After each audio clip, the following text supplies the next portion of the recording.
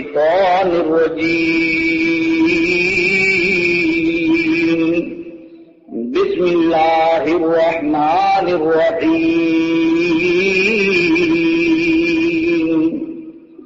قل إن كنتم تحبون الله فاتبعوني يحببكم الله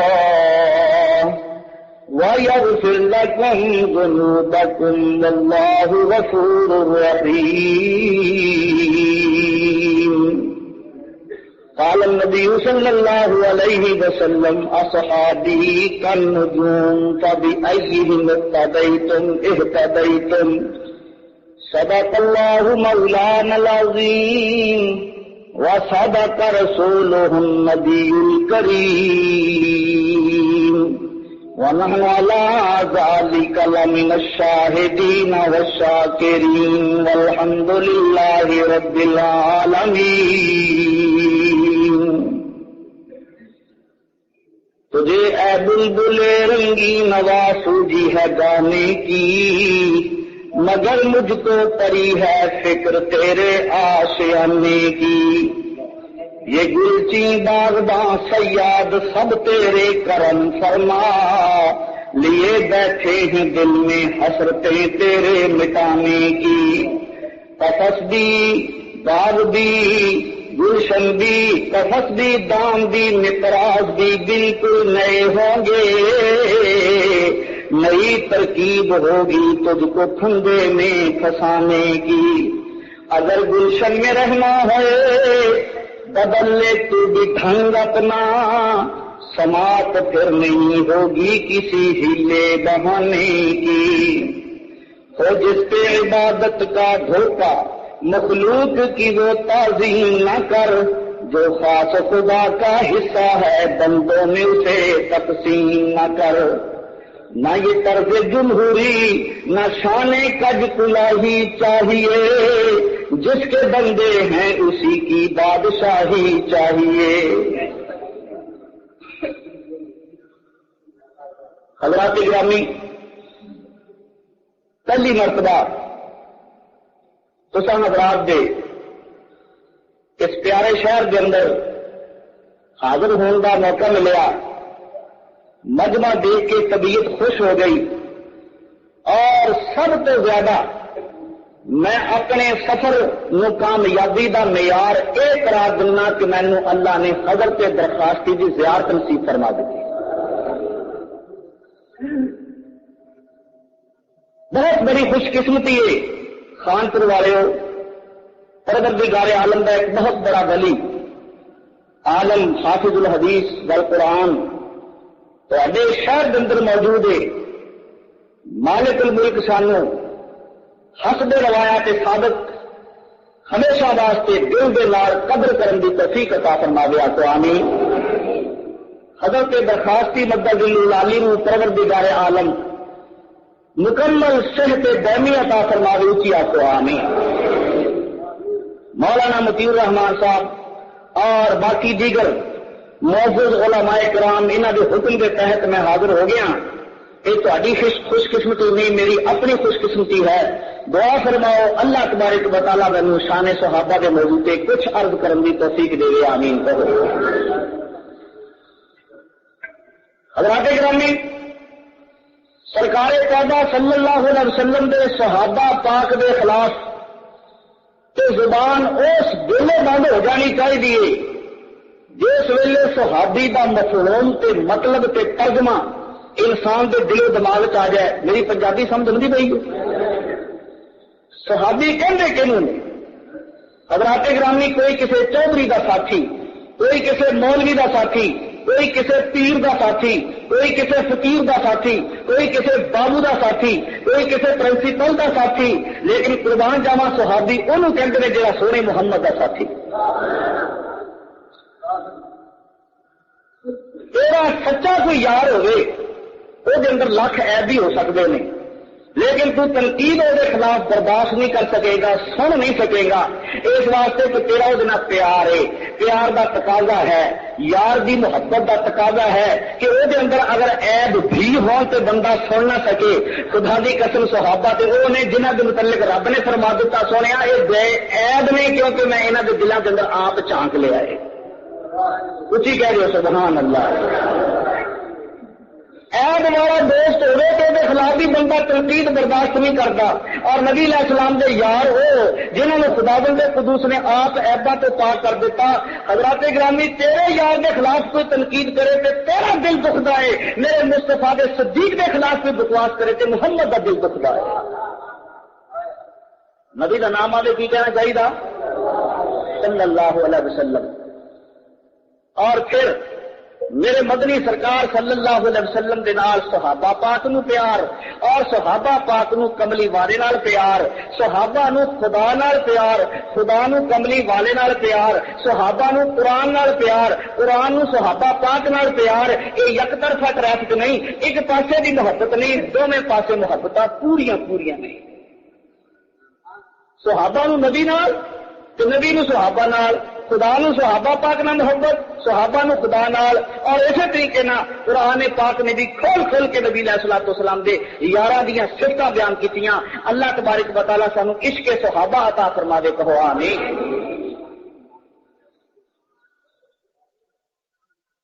قربان جائیے.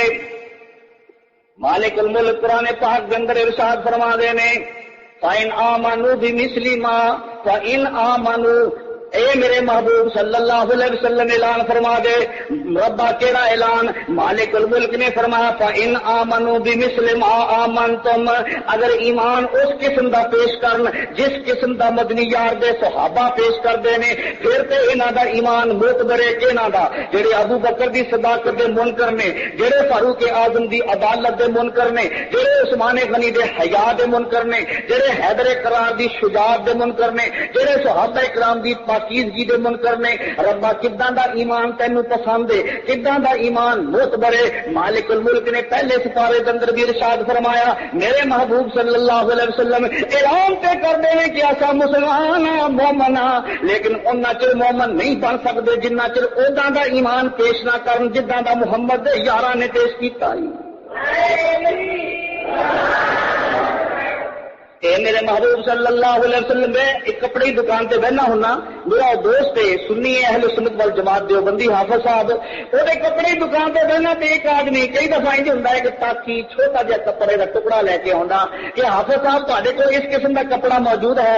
اسی سوٹ لین لگے سی تے گھٹ لے بیٹھے, تھوڑا لے بیٹھے, ہن وہ کپڑا گھٹ گیا لہذا یہ نال دا کلر اگر ہے تو سانو دے دیو. وہ بیچارہ چھوٹا جہا کپڑا لے کے کلے کلے تھان نال سیٹ کردا پھردا ہے, کدے ایس تھان نال کے دیکھتا تے رنگ پورا نہیں آتا, مشکل رنگ پورے آتے ہیں, اگے جا کے دیکھتا تے رنگ سیٹ نہیں آتا. ساری دکان چ گھوم کے آ کے کہندا بھائی تے کٹھا ہی پہلے ہی کپڑا لے لیا کرو, یہ نال دا کلر موجود نہیں.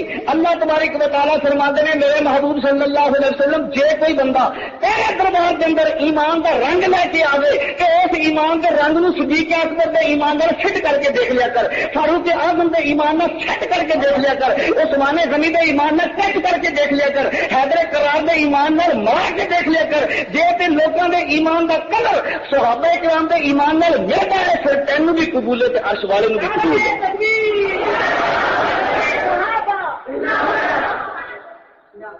جے کلر ملدا ہی نہیں او دے اندر بغض موجود ہے, او دے اندر حسد موجود ہے. کلمہ تے پڑھیا سی پر پٹ پٹ کے انہوں کرایا کر لیا سارے ایمان نو.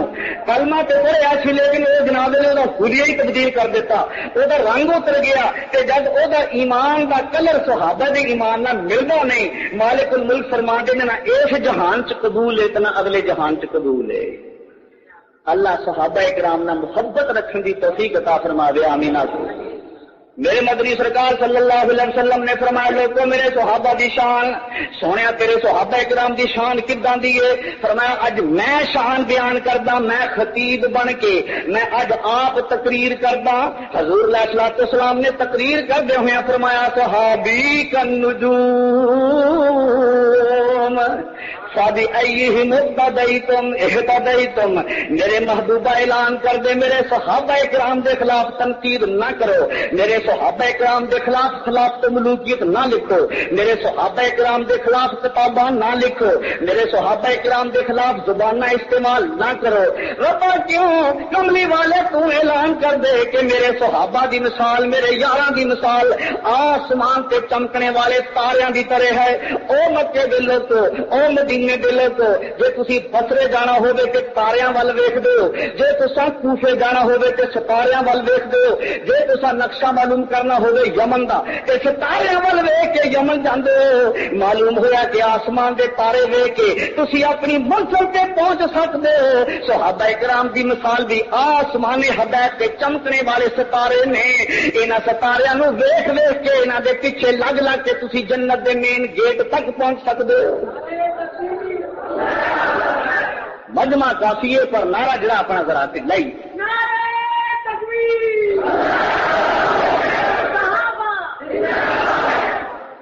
دو ٹبر ایسے نے محکمے جہے بہت داد دے پر پتہ لگتا نہیں انہوں خطیب کہندا کی ہے۔ ایک او ٹیلا جہے صحابہ دے منکر نے، وہ ذاکر دی آواز سن کے رون لگ پیندے نے، پتہ لگتا نہیں وہ کہنا کیا زینب دے بال رل گئے نہیں، زینب دے وال کھل گئے نہیں، سبحان اللہ، وہ نال ہی رون لگ پیندے، پتا کچھ نہیں لگتا بھی کہہ کی گیا، لیکن داد نو ضرور ملتی ہے۔ ایک دوسرا محکمہ وہ ہے بدعت اینڈ کمپنی لمیٹڈ، سارے جہان دیا بدعت والے ٹھیکے پوری نے اکٹھا کیا ہے اپنے واسطے، سنت پہ عمل یہ نہیں کر سکتا، قرآن کی ایت پہ عمل یہ نہیں کر سکتا، یہ ایک دفعہ ہے۔ ایک ٹبر بھی جتنا مرضی اچا جھوٹ مار دے، لوگ نعرے مارنے واسطے رکھے ہوں نے مستقل، پتا لگنا کوئی نہیں کہ وہ گل کی کہہ گیا، ہاتھ کا بازی بس اینی گل کہندا تے سارے کہندے جی تقریر بڑی کامیاب ہے۔ اور گل پوچھنی کی جانی دی رب آپ صفت کرے ایڈی چڑھدی جوانی دی، سبحان اللہ، رولا پاؤن لگ پے ٹپن لگ پے جی تھلے فٹ بال بنیا ہوندا ہے، لیکن اسی قرآن پیش کرتے ہیں تھی تھی ٹس تو مس نہیں ہوں۔ اللہ تعالیٰ نام بلند کرنے کی توفیق دے، نعرہ تکبیر، تاج تخت ختم نبوت، شان صحابہ، حضرت درخواستی، جناب علی اگے ذرا چلو، یہ تو شروع میں ہوں پہ قربان جائیے، اصحابی کالنجوم فبأیہم اقتدیتم اہتدیتم، میرے محبوب صلی اللہ علیہ وسلم نے فرمایا میرے یار کے صحابہ پاک کی مثال آسمان دے تاریاں دی طرح ہے۔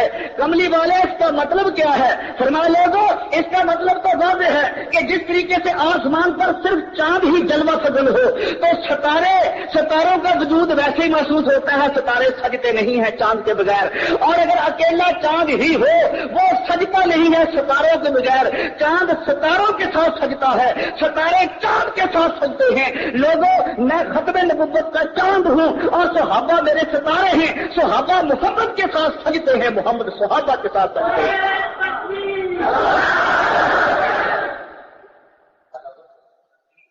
حضرات گرامی، میں آپ کی خدمت کے اندر یہ عرض کر رہا تھا، آپ نے فرمایا صحابی کالنجوم فبأیہم اقتدیتم اہتدیتم، میرے صحابہ پاک کی مثال آسمان کے چمکتے ہوئے ستاروں کی طرح ہے، جس کے پیچھے بھی تم لوگوں گے اللہ تبارک و تعالیٰ کامیابی عطا فرمائے گا۔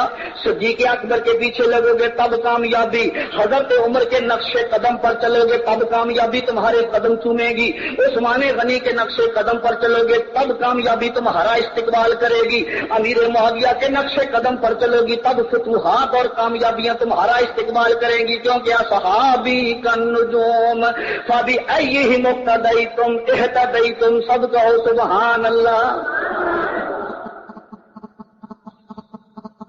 ہر دور میں کچھ ملنگ پیدا ہوئے ہیں جنہوں نے سب سے پہلے صحابہ پاک کی یا ان کی خلافت کی مخالفت کی۔ آج کے دور میں بھی کافی سارے آپ کو ملنگ مل جائیں گے، سب سے پہلے ایک ملنگ ایسا تھا جس نے خلافت بلا فصل کا انکار کیا. اللہ تبارک و تعالیٰ نے اعلان فرمایا کہ انی جاعل فی الارض خلیفہ. کہو سبحان اللہ. پہلا ملنگ پیدا ہوا. انی جاعل فی الارض خلیفہ. او فرشتے و نوریو، میں تمہارے اندر ایک خلیفہ بنانے والا ہوں. وہ خلیفہ میرا خلیفہ بلا فصل ہوگا. میں خلافت کا تاج اس کے سر پر رکھنے والا ہوں. خلافت و امامت اور نیابت کا تاج اس کے سر پر رکھنے والا ہوں، اور ہر قسم کی سرداریاں دے کر اسے دنیا میں بھیجنے والا ہوں. اس کی اولاد اشرف المخلوقات ہوگی. 18,000 مخلوقات میں سے سب سے سردار ہوگی. نوری فرشتوں نے کہا مالک الملک بات تو تیری ٹھیک ہے، ہم تیری بات کا انکار نہیں کر سکتے، لیکن چونکہ وہ نوری تھے اس لیے حضرت انسان کی تھوڑی سی مخالفت کی. لیکن تھے اصلی نوری. مخالفت لمبی نہیں ہوئی بلکہ مخالفت تھوڑی دیر تک رہی، مشورے کی حد تک. اس کے بعد جب دیکھا کہ اللہ تبارک و تعالیٰ خاکی اور بشر کو عزتیں دینے ہی والے ہیں، تو انہوں نے اس کے سامنے سر تسلیم خم کر کے ان کی عظمتوں کو تسلیم کر لیا کہ اگر تو خاک کو ہی شان دینا چاہتا ہے تو ہم بشر کو نوریوں پر بلند مان لیتے ہیں، کیونکہ وہ اصلی نوری تھے اس لیے مان گئے. اور آج کے دور کا نقلی نوری، اصلی نوری اسے کہتے ہیں جو کھائے کچھ بھی نہ، اور نقلی نوری اسے کہتے ہیں جو چھوڑے کچھ بھی نہ.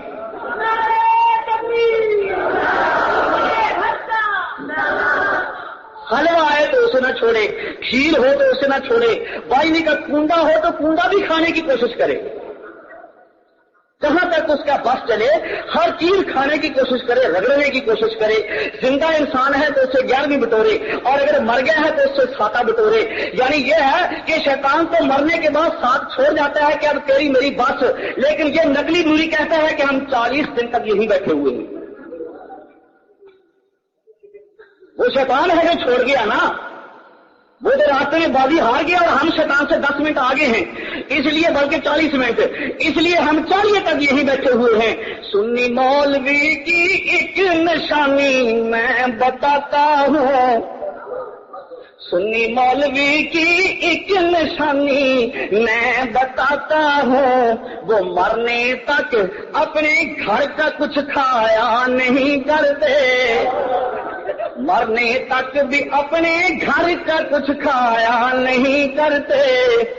بعد از مرگ شیطان ہر کسی کو چھوڑ جاتا ہے، بعد از مرگ شیطان ہر کسی کو چھوڑ جاتا ہے. یہ 40 تک یہیں بیٹھے ہیں، گھبرایا نہیں کرتے.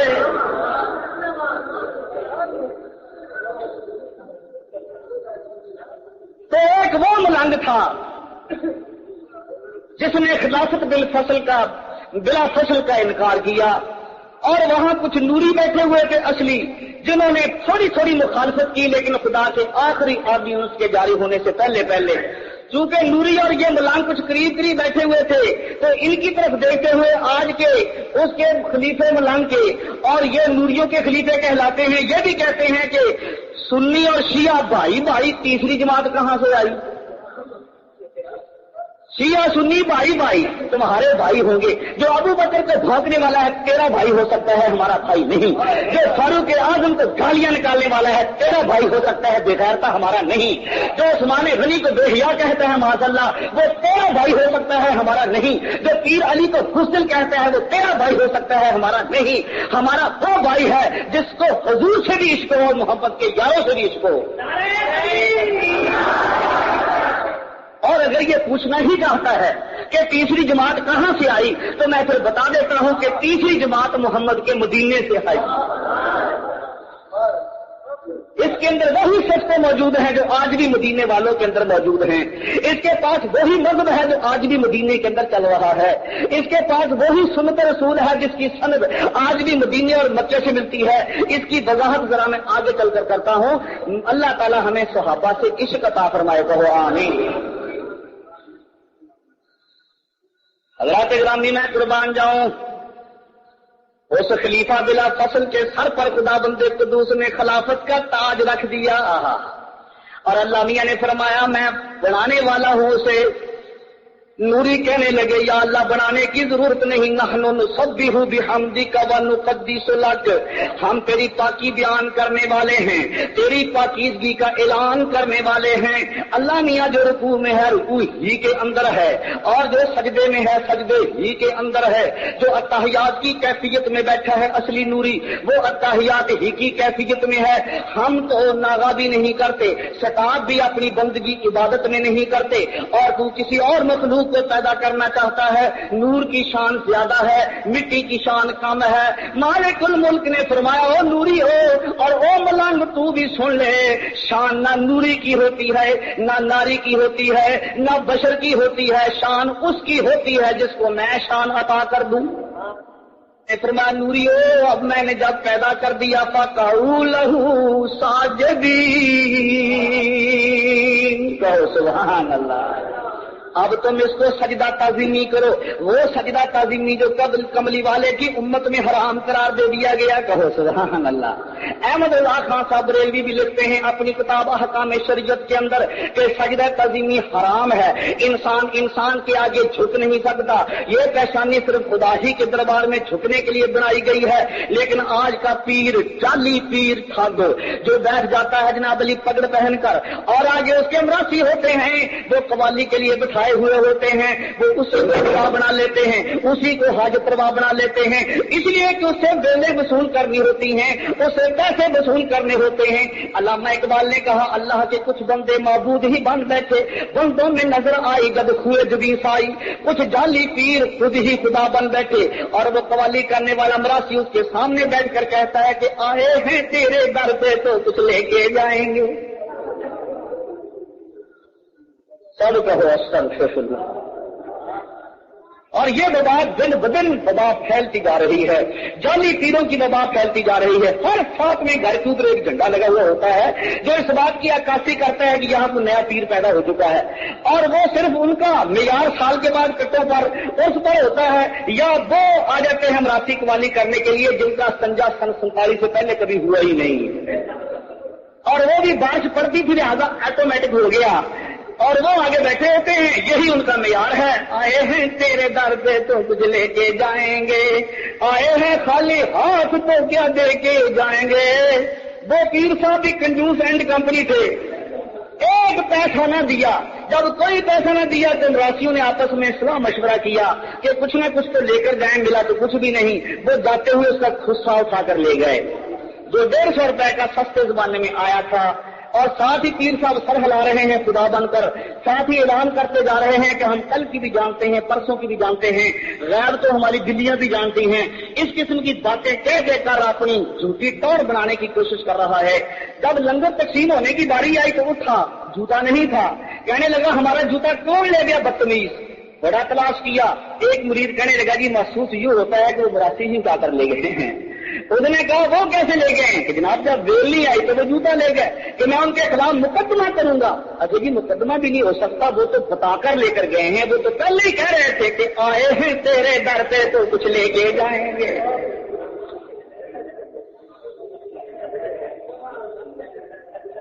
اللہ تبارک و تعالیٰ ڈھولکیوں سے قوالیوں کی بجائے قرآن عطا فرمائے گا۔ علماء دیوبند کے پاس قرآن ہے، علماء دیوبند کے پاس حدیث ہے، علماء دیوبند کے پاس صحیح فقہ موجود ہے، علماء دیوبند کے پاس صحیح مسلک موجود ہے۔ تم کہتے ہو یہ ولیوں کے قائل نہیں، میں کہتا ہوں ان سے بڑھ کر کوئی ولی تو دکھاؤ۔ حضرت درخواستی آج کے دور میں ان جیسا کوئی ولی دکھاؤ۔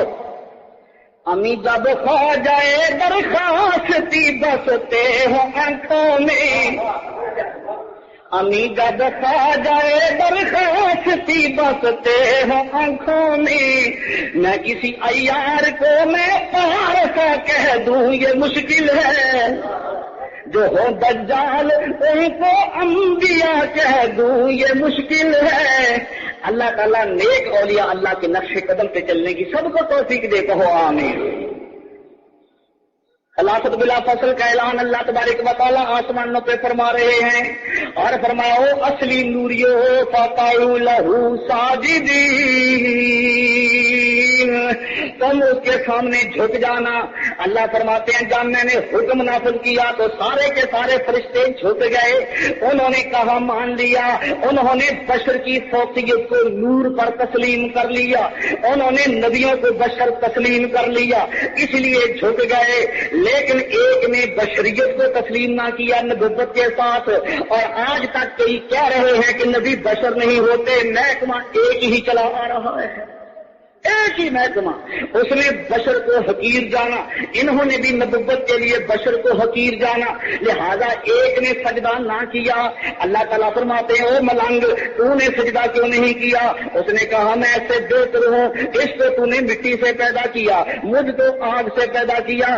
مالک الملک نے فرمایا پیدا ہونے کی بات نہیں، جب تم نے خلافت کی توہین کر دی ہے تو نکل جاؤ۔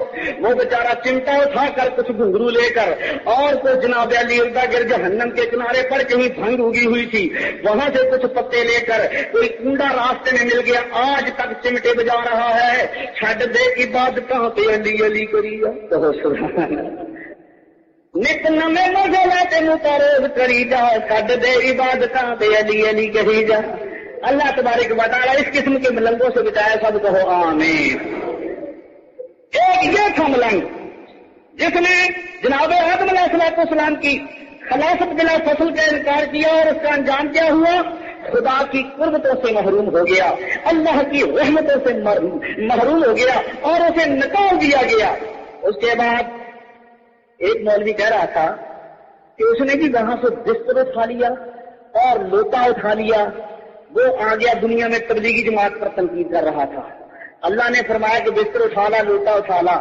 میں نے اس مولوی کو اس کے گھر میں جا کر جواب دیا، وہاں تقریر تھی، کہا نہیں، شیطان نے یہ کہا تھا کہ یا اللہ اگر تو یہاں سے میرا بستر اٹھوانا چاہتا ہے تو پھر مجھے بھی شیطان کہتے ہیں جو تیرے ہوں گے نا اللہ والے، ان کا بستر میں مسجد میں نہیں لگنے دوں گا۔ جب تو نے میرا بستر یہاں سے اٹھوا دیا تو جو تیرے بستر والے آئیں گے ان کے بستر اٹھا کر میں باہر پھینک دوں گا۔ تو یہ لوگ تو وہ بدلا لے رہے ہیں جن کے گرو کے خال جو ہے نا وہ لے رہا تھا، اس نے خدا کے سامنے چیلنج کیا، تو یہ وہی بدلا لے رہے ہیں کیا سمجھ کر کے تبلیغی جماعت والے اللہ والے ہیں۔ کہو سبحان اللہ۔ جب دین نے روشن جھکی نگاہیں لبوں پہ کلمہ توحید کا ہے۔ بابا فرید کی قبر پر کسی اللہ والے نے بیٹھ کر مراقبہ کیا اور وہ سوال کرتا ہے کہ یا حضرت یہ جو بسترے والے آ جاتے ہیں ان کو بھگا دیا جائے یا ان کو یہاں رہنے دیا جائے؟ یہ جو لوٹا لے کر آ جاتے ہیں اللہ اللہ کرتے ہیں تبلیغی نصاب سناتے ہیں، ان کو مسجدوں میں رہنے دیا جائے یا بھگا دیا جائے؟ اس اللہ والے نے جب مراقبہ کیا بابا فرید کی قبر سے آواز آئی کہ یہ تو بیوقوف ہیں، جو ولی بھی آیا تبلیغی جماعت کا امیر بن کے آئے، جو بھی دنیا میں آیا تبلیغی جماعت کا امیر بن کے آیا۔ اور اس ولی نے پاک پتن کی گلیوں میں پہلا نمبر بیان کیا، جھنگ کی گلیوں میں پہلا نمبر بیان کیا، شور کوٹ کی گلیوں میں پہلا نمبر بیان کیا، نظام الدین اولیاء بستی میں پہلا نمبر بیان کیا۔ کیا کہ لوگوں اللہ سے سب کچھ ہونے کا یقین، مخلوق سے کچھ بھی نہ ہونے کا، مخلوق سے کچھ بھی نہ ہونے کا یقین آ جائے تو اے بابا صاحب یہ ہیں کیسے؟ تو بابا صاحب کی قبر سے آواز آئی کیونکہ ولی نے مراقبہ کیا کیا کہ جب دین نے روشن جھکی نگاہیں لبوں پہ کلمہ توحید کا ہے، حق کا راستہ بتا رہے ہیں کہ کون جنت خریدتا ہے۔ کہو سبحان۔ اپنا کھا پی کے حق بتانا یہی تو سنت حسین کی ہے، اپنا کھا پی کے حق بتانا یہی تو سنت حسین کی ہے، یہی کام تھا غوث اعظم ولی کا، یہی کام باب فرید کا ہے۔ اب کہیں گے جی اس ملنگ کی تو بڑا پرانا ملنگ ہے، اس کی بات چھوڑیے، آگے ذرا چلیے گا۔ میرے مدنی سرکار صلی اللہ علیہ وسلم کو پروردگار عالم نے حکم دیا، میرے محبوب صلی اللہ علیہ وسلم میں نے آپ کو نبوت عطا کی، یا اللہ تیرا شکر ہے، میں نے آپ کو رسالت کا تحفہ عطا کیا، میں نے آپ کو امام الانبیاء بنایا، میں نے آپ کو رسالت کی عظمت عطا فرمائی، ساتھ یہ کوثر کا عہدہ عطا فرمایا۔ نبی علیہ السلام کی کتنی شانیں ہیں، میں نے تجھے بڑی بلندیاں عطا فرمائی، بڑی شانیں عطا فرمائی، اس لیے میرے محبوب صلی اللہ علیہ وسلم اب آپ آپ ذرا ایک توحید کانفرنس منعقد کر دیں. توحید کانفرنس ایسی ہو جس میں آپ اللہ کی وحدانیت کا اعلان کریں, اپنی نبوت عظما کا اعلان کریں, اور تاکہ دنیا کو پتہ چل جائے کہ کالی کملے والے کا پیغام کیا تھا. حضور علیہ الصلوۃ والسلام نے سوال کیا, یا اللہ میں تقریر کرنے کے لیے کہاں اسٹیج لگاؤں, کہاں جاؤ؟ مالک الملک نے فرمایا میرے محبوب عنوان تو میں نے دے دیا ہے, توحید کانفرنس. بریلوی لوگ 38 سال سے جلسہ کرا رہے ہیں پاکستان میں, آج تک آپ وہ اشتہار مجھے نہیں دکھا سکتے جس پر لکھا ہو توحید کانفرنس. دکھا سکتے ہیں آپ کہ ہم توحید کانفرنس نوری منا رہے ہیں؟ نہیں. میلاد کانفرنس تو لکھا ہوا ہوگا, اور اولیاء اللہ کانفرنس تو لکھا ہوا ہوگا, عمدہ کانفرنس تو لکھا ہوا ہوگا, اور بڑی بڑی کانفرنسیں لکھی ہوئی ہوں گی, لیکن توحید جو پہلا نمبر ہے, توحید کانفرنس کے نام کا اشتہار آپ آج تک نہیں دکھا سکتے. اس سے پتہ چلتا ہے کہ یہ اندر سے توحید کے منکر ہیں, اور اشتہار تو لکھتے ہیں, رسالے شائع کرتے ہیں کہ دیوبندیوں وہابیوں کو عیسائی بن جاؤ, اس لیے کہ تمہارے عقیدے یہ ہیں. میں کہتا ہوں آج تک تم نے توحید بیان نہیں کی تو مشرکین مکہ بن جاؤ. مکے کے لوگ بھی توحید کے منکر تھے, تم بھی توحید کے منکر. مکے کے لوگ بھی قرآن پاک کے عقیدوں کے منکر تھے, تم بھی قرآن پاک کے عقیدوں کے منکر ہو. مکے کے لوگ بھی نبی علیہ الصلوۃ والسلام کی توہین کرتے تھے, تم بھی توہین کرتے ہو. اور ہاں, تم ہمیں عیسائی ہونے کی دعوت دیتے ہو. میں نے ایک رسالہ لکھا تھا جس کا نام تھا 3 عقیدے, اور اس میں نے وضاحت کی تھی. اگلی دفعہ اگر مجھے موقع ملا تو میں رسالہ ساتھ لے کر آؤں گا. میں نے انجیل اور باقی تورات کی عبارتوں سے ثابت کیا تھا کہ بریلویوں کے وہی 3 عقیدے ہیں جو عیسائیوں اور یہودیوں کے عقیدے ہیں. یہ حضور کو کلی عالم الغیب مانتے ہیں, عیسائی عیسیٰ علیہ السلام کو کلی عالم الغیب مانتے ہیں. یہ حضور کو ہر جگہ حاضر ناظر مانتے ہیں, عیسائی عیسیٰ علیہ السلام کو ہر جگہ حاضر ناظر مانتے ہیں. یہ نبی علیہ السلام کو مختار کل مانتے ہیں, اور عیسائی عیسیٰ علیہ السلام کو مختار کل مانتے ہیں.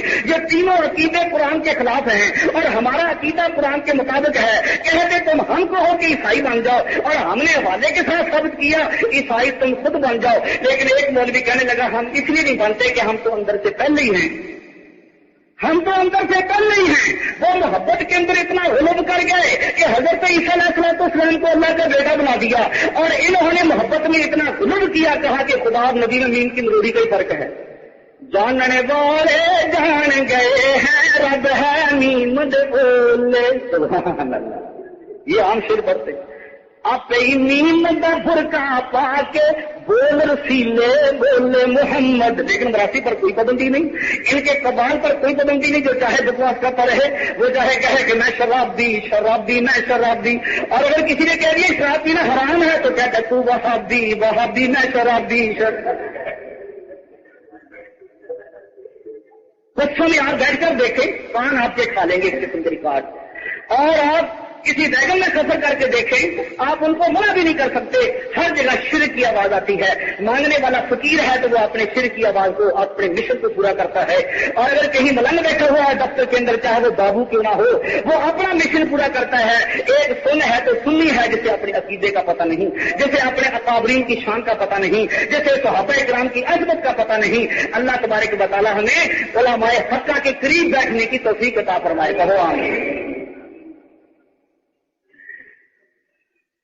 میرے مصطفیٰ صلی اللہ علیہ وسلم کو پروردگار عالم نے حکم دیا توحید کانفرنس, تاکہ پتہ چلے کون کون سے پروانے شمع نبوت کے آتے ہیں. پھر آگے چل کر عمر کا میں ذکر کرتا ہوں رضی اللہ تعالیٰ عنہ, مختصر سا عثمان غنی کا ذکر کرتا ہوں. حضرات گرامی لمبی چوڑی تقریر نہیں کروں گا, اس لیے کہ میرا نظریہ یہ ہے, عقیدہ یہ ہے, تقریر اتنی کرنی چاہیے جتنی سننے والے شوق سے سن لیں. ٹھیک ہے نا. حضور علیہ السلام نے بھی ارشاد فرمایا اتنا زور نہ دو کہ جس سے سننے والے تنگ آ جائیں. ایک عاشق رسول تقریر کر رہا تھا اور 11 بج گئے, پھر 1 بج گیا, لوگ اٹھ کر چلے گئے. ایک ہی بندہ بیٹھا ہوا تھا, اس نے کہا جو بے عاشق تھے سب چلے گئے, میں تم پر آدھا گھنٹہ اور لگاؤں گا. وہ بیچارہ اکیلے ہی بیٹھا تھا. اس نے کہا جی تم نے قرآن تو بیان نہیں کیا, نہ حدیث, نہ صحابہ کی شان, وہ مائی کا بیڑا ہے, وہ ہم نے پہلے کئی مرتبہ سنا ہوا ہے. کھانے پینے کے مسائل, اسی پر تم زور لگا دیتے ہو کہ جو بیوہ پرسوں بیوہ ہوئی ہے ہم اس پر بھی جرمانہ عائد کریں گے, اس لیے کہ ہم مردہ انکم ٹیکس کے افیسر ہیں. اور وہ اپنے حلوے مانڈے اور قلعوں کے تحفظ کے لیے آپ لوگ جلسے میں پورا زور لگاتے ہیں، حالانکہ مرنے کے بعد قلعوں کے ایک ایک دانے میں یتیم کا حق ہو جاتا ہے، اور کھانے والے ماشاء اللہ اعلیٰ قسم کے درے یتیم ہوتے ہیں آگے بیٹھے، آرتی بھی پک رہا ہے چھولے، اور جو ہے امیر آدمی وہ بھی کھا رہا ہے یتیم کا مال، سارے کے سارے بیٹھ کر مولوی کے ساتھ ہی کھا رہے ہیں۔ اللہ تعالیٰ مال یتیم کے کھانے سے بچائے، سب کہو آمین۔ حضرات گرامی جہاں تک تعلق ہے، ہاں ادھر سے ادھر لمبی بات نہ چلی جائے، تو وہ بیچارہ بڑا تنگ آ گیا، 1 بج گیا، اس نے کہا میں آدھا گھنٹہ تم پر اور لگاؤں گا، تم عاشق معلوم ہوتے ہو۔ اس نے کہا جی عاشق واشق سے میں بھی کوئی نہیں، میں لاؤڈ اسپیکر والا نہیں کہتا، کدو تھی آواز بند کرو گے، کدو میں چوکے لے کے جاواں۔ اللہ علماء نوں تھوڑی آواز کرن دی توفیق دے گی، اچھی کرو آمین۔ میرے مدنی سرکار صلی اللہ علیہ وسلم گئے توحید کانفرنس بیان کرنے کے لیے، آج اسٹیج سیکٹری جبریل امین ہیں، اسٹیج سیکٹری جبریل امین ہیں، جلسہ خود خدا کرا رہا ہے۔ اللہ میاں اسٹیج کہاں لگائیں؟ اگر جناب علی خان پور والوں کو چوک کی اجازت نہ ملے وہ مسجد میں اسٹیج لگا لیں گے، یا اللہ میں کہاں لگاؤں؟ فرمایا محبوب اس پہاڑی پر چلا جا جہاں جناب ہاجرہ نے اسماعیل علیہ السلام کو دودھ پلایا تھا۔ اللہ ہم سب کو وہ پہاڑی دیکھنے کی توفیق دے، آمین۔ اور جن لوگوں نے دیکھی ہے انہیں دوبارہ دیکھنے کی توفیق عطا فرمائے۔ اس پہاڑی پر جاؤ جس پہاڑی پر جناب ہاجرہ نے حضرت اسماعیل علیہ السلام کو دودھ پلایا تھا، صفا پہاڑی پر کھڑے ہو کر میرے مدنی سرکار صلی اللہ علیہ وسلم نے آواز دی، سارے کے سارے مکے کے مشرک نبی علیہ السلام کے قدموں کے اندر آ گئے۔ لمبی بات نہیں کروں گا، اللہ کے پیارے پیغمبر نے فرمایا لوگوں آج تک میں نے جھوٹ بولا، وہ کہنے لگے نہیں نہیں ہمارے پاس سپیر لوگ رکھے ہوئے ہیں جھوٹ بولنے کے لیے۔ ابو لہب نے کبھی سچ بولا ہی نہیں۔ ابو جہل، آپ نے فرمایا میں نے کبھی کسی کی امانت میں خیانت کی ہو؟ فرمانے لگے، لوگ کہنے لگے نہیں نہیں ابو جہل ہمارے پاس ہے جس نے 10 روپے لے کر کبھی واپس ہی نہیں کیے۔ جب ہمارے پاس بندے موجود ہیں، آپ نے کبھی جھوٹ نہیں بولا، آپ نے کبھی کسی کے پیسے میں خیانت نہیں کی، بلکہ تو سونا، تیرا نام بھی سونا، تو سونا تیرا نام بھی سونا، تیری ہر ہر ادا پیاری، قدماں دے وچ تاج شہانی، اور تیری نال غریباں یاری۔ نبی علیہ السلام نے فرمایا لوگوں میں پھر ایک ہی پیغام دینے کے لیے آیا ہوں، اللہ سے سب کچھ ہونے کا یقین، مخلوق سے کچھ بھی نہ ہونے کا یقین۔ وہ بیٹھے ہوئے تھے 360 بابوں کو ماننے والے، ایک بابا نے 360 کٹھے 360 بابے جو ان کے اللہ کے علاوہ اور بھی حاجت روا تھے، اور بھی مشکل کشا تھے، اور بھی بیٹے بیٹیاں دینے والے تھے، اور بھی بارشیں نازل کرنے والے تھے، اور بھی رزق بھی اضافے کرنے والے تھے۔ وہ جو محبت بھری نگاہوں سے دیکھتے تھے، توحید کا مسئلہ سن کر نفرت کے شعلے بہانے لگ گئے۔ وہ لوگ جو پیار بھرے الفاظ کہتے تھے، وہی لوگ میرے مدنی سرکار صلی اللہ علیہ وسلم کو معاذ اللہ گستاخی کرنے لگ گئے۔ سب سے پہلی گستاخی کملی والے کے دربار میں مشرک نے پیش کی۔ مشرک گستاخ ہوتا ہے، وہ اللہ کی بھی توہین کرتا ہے، وہ رسول کی بھی توہین کرتا ہے۔ ابو لہب نے ابو جہل سے مشورہ کیا کہ اب کیا ہوگا؟ کلمے کے 2 جز ہیں، دونوں خطرناک۔ لا الہ الا اللہ اس لیے خطرناک ہے کہ ہمارا بابا کوئی نہیں بچتا۔ لات بھی گیا، منات بھی گیا، عزا بھی گیا، یغوث بھی گیا، جتنوں کے سامنے ہم سجدہ کرتے ہیں، جن پر ہم ہری ہری چادریں بچھا دیتے ہیں، جن کے نام کے چڑھاوے لاتے ہیں، جن کے نام کی خودیاں مٹھائیاں رکھتے ہیں، اور جن کے نام کے اوس کراتے ہیں، سارے کے سارے ختم۔ او جس داؤ میرے پیر والا ڈیرا، جن کو ہم اپنے پیر کا ڈیرا کہتے ہیں، یہ ہمارے حاجت روا، یہ ہمارے مشکل کشا، یہ ہمیں بیٹے دینے والے، یہ ہمیں بیٹیاں دینے والے۔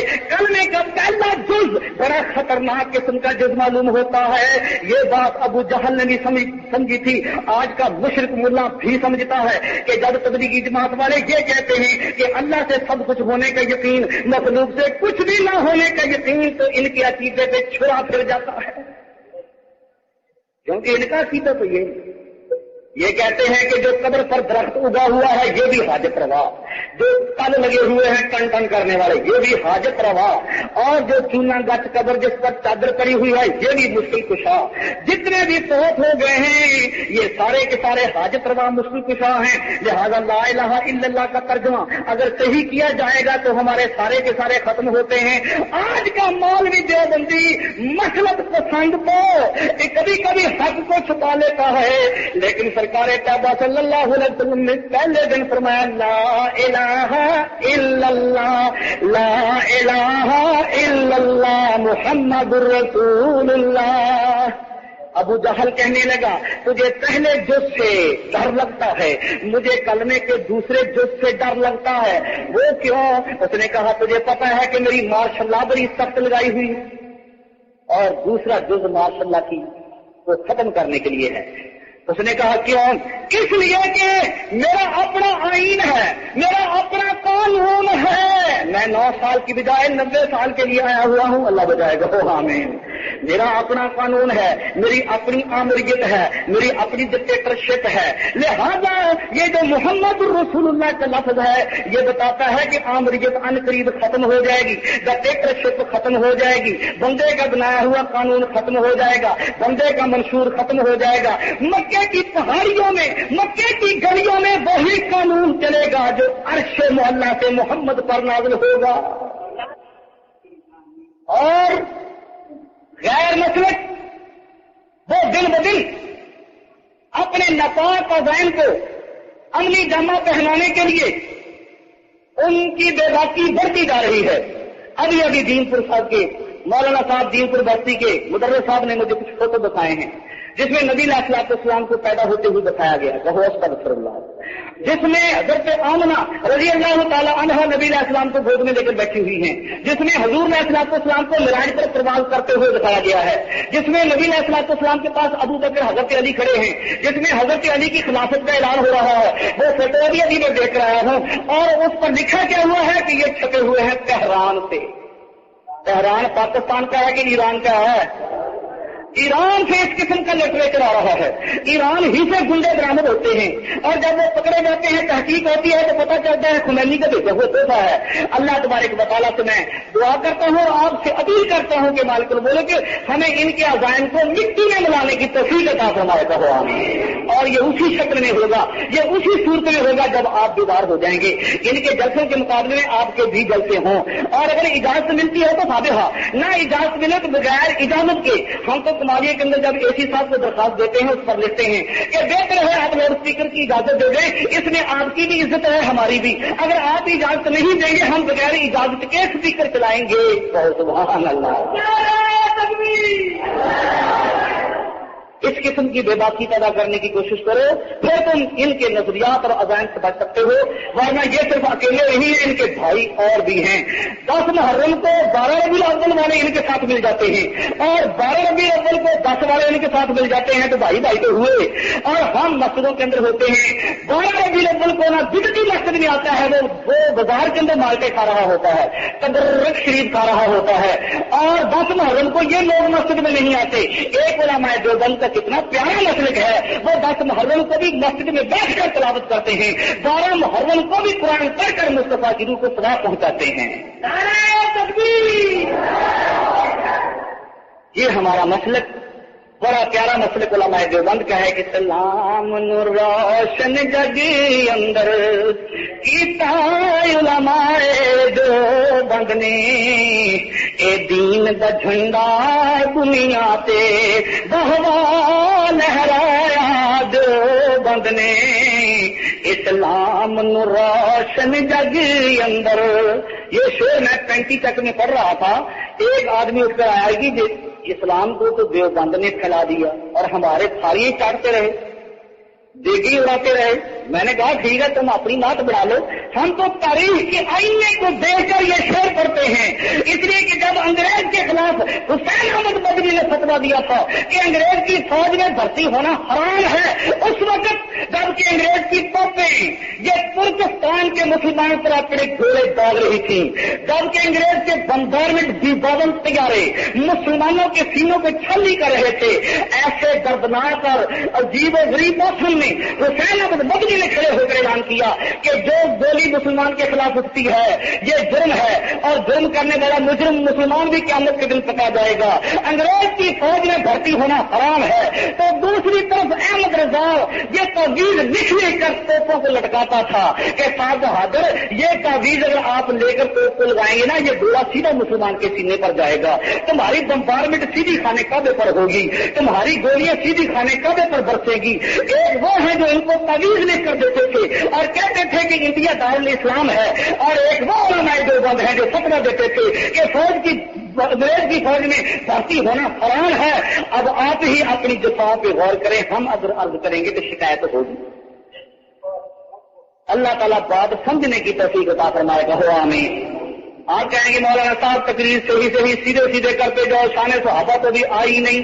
میرے مدنی سرکار صلی اللہ علیہ وسلم نے تقریر کی لا الہ الا اللہ، جی ذرا لا الہ الا اللہ محمد رسول اللہ صلی اللہ علیہ وسلم۔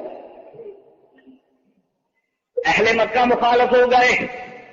سب سے پہلے تبلیغی عمومی گشت پر جب نبی علیہ السلام نکلے لا الہ الا اللہ محمد رسول اللہ اللہ علیہ وسلم، اہل مکہ مخالف ہو گئے۔ سب سے پہلے تبلیغی عمومی گشت پر جب نبی علیہ السلام نکلے تھے تو سب سے پہلے پتھر ابو لہب نے مارا، سارے لوگ چلے گئے، جلسہ فیل ہو گیا۔ اللہ کے پیغمبر نے اللہ سے سوال کیا یا اللہ میرا جلسہ فیل، فرمایا نانا محبوب جہاں تو موجود ہو تیرا جلسہ کبھی فیل ہو سکتا ہی نہیں، سبحان اللہ۔ اس لیے کہ تیرا بیان کرنا ہمیں پسند آ گیا، تیرا عمومی گشت مجھے پسند آ گیا، میں نے بڑے ثواب تجھے عطا کر دیے۔ یا اللہ میں یہ چاہتا ہوں کہ میں تو اپنے گھر سے ہجرت کر کے پہاڑی پر آ گیا، ایک نصرت کرنے والا بھی مل جانا چاہیے، میری غیر موجودگی میں ایک متکلم بھی مل جانا چاہیے۔ اللہ نے فرمایا میں تیری دعا کو قبول کرتا ہوں۔ وہ دیکھو کون کھڑا ہوا ہے، دور سے دیکھا تو 38 سال کا جوان ابو بکر صدیق کھڑا ہو کر اعلان کرتا ہے میرے محبوب اگر مکے والوں نے آپ کو نبی نہیں مانا میں اور میرا گھر بار سارا محمد کے قدموں پر قربان۔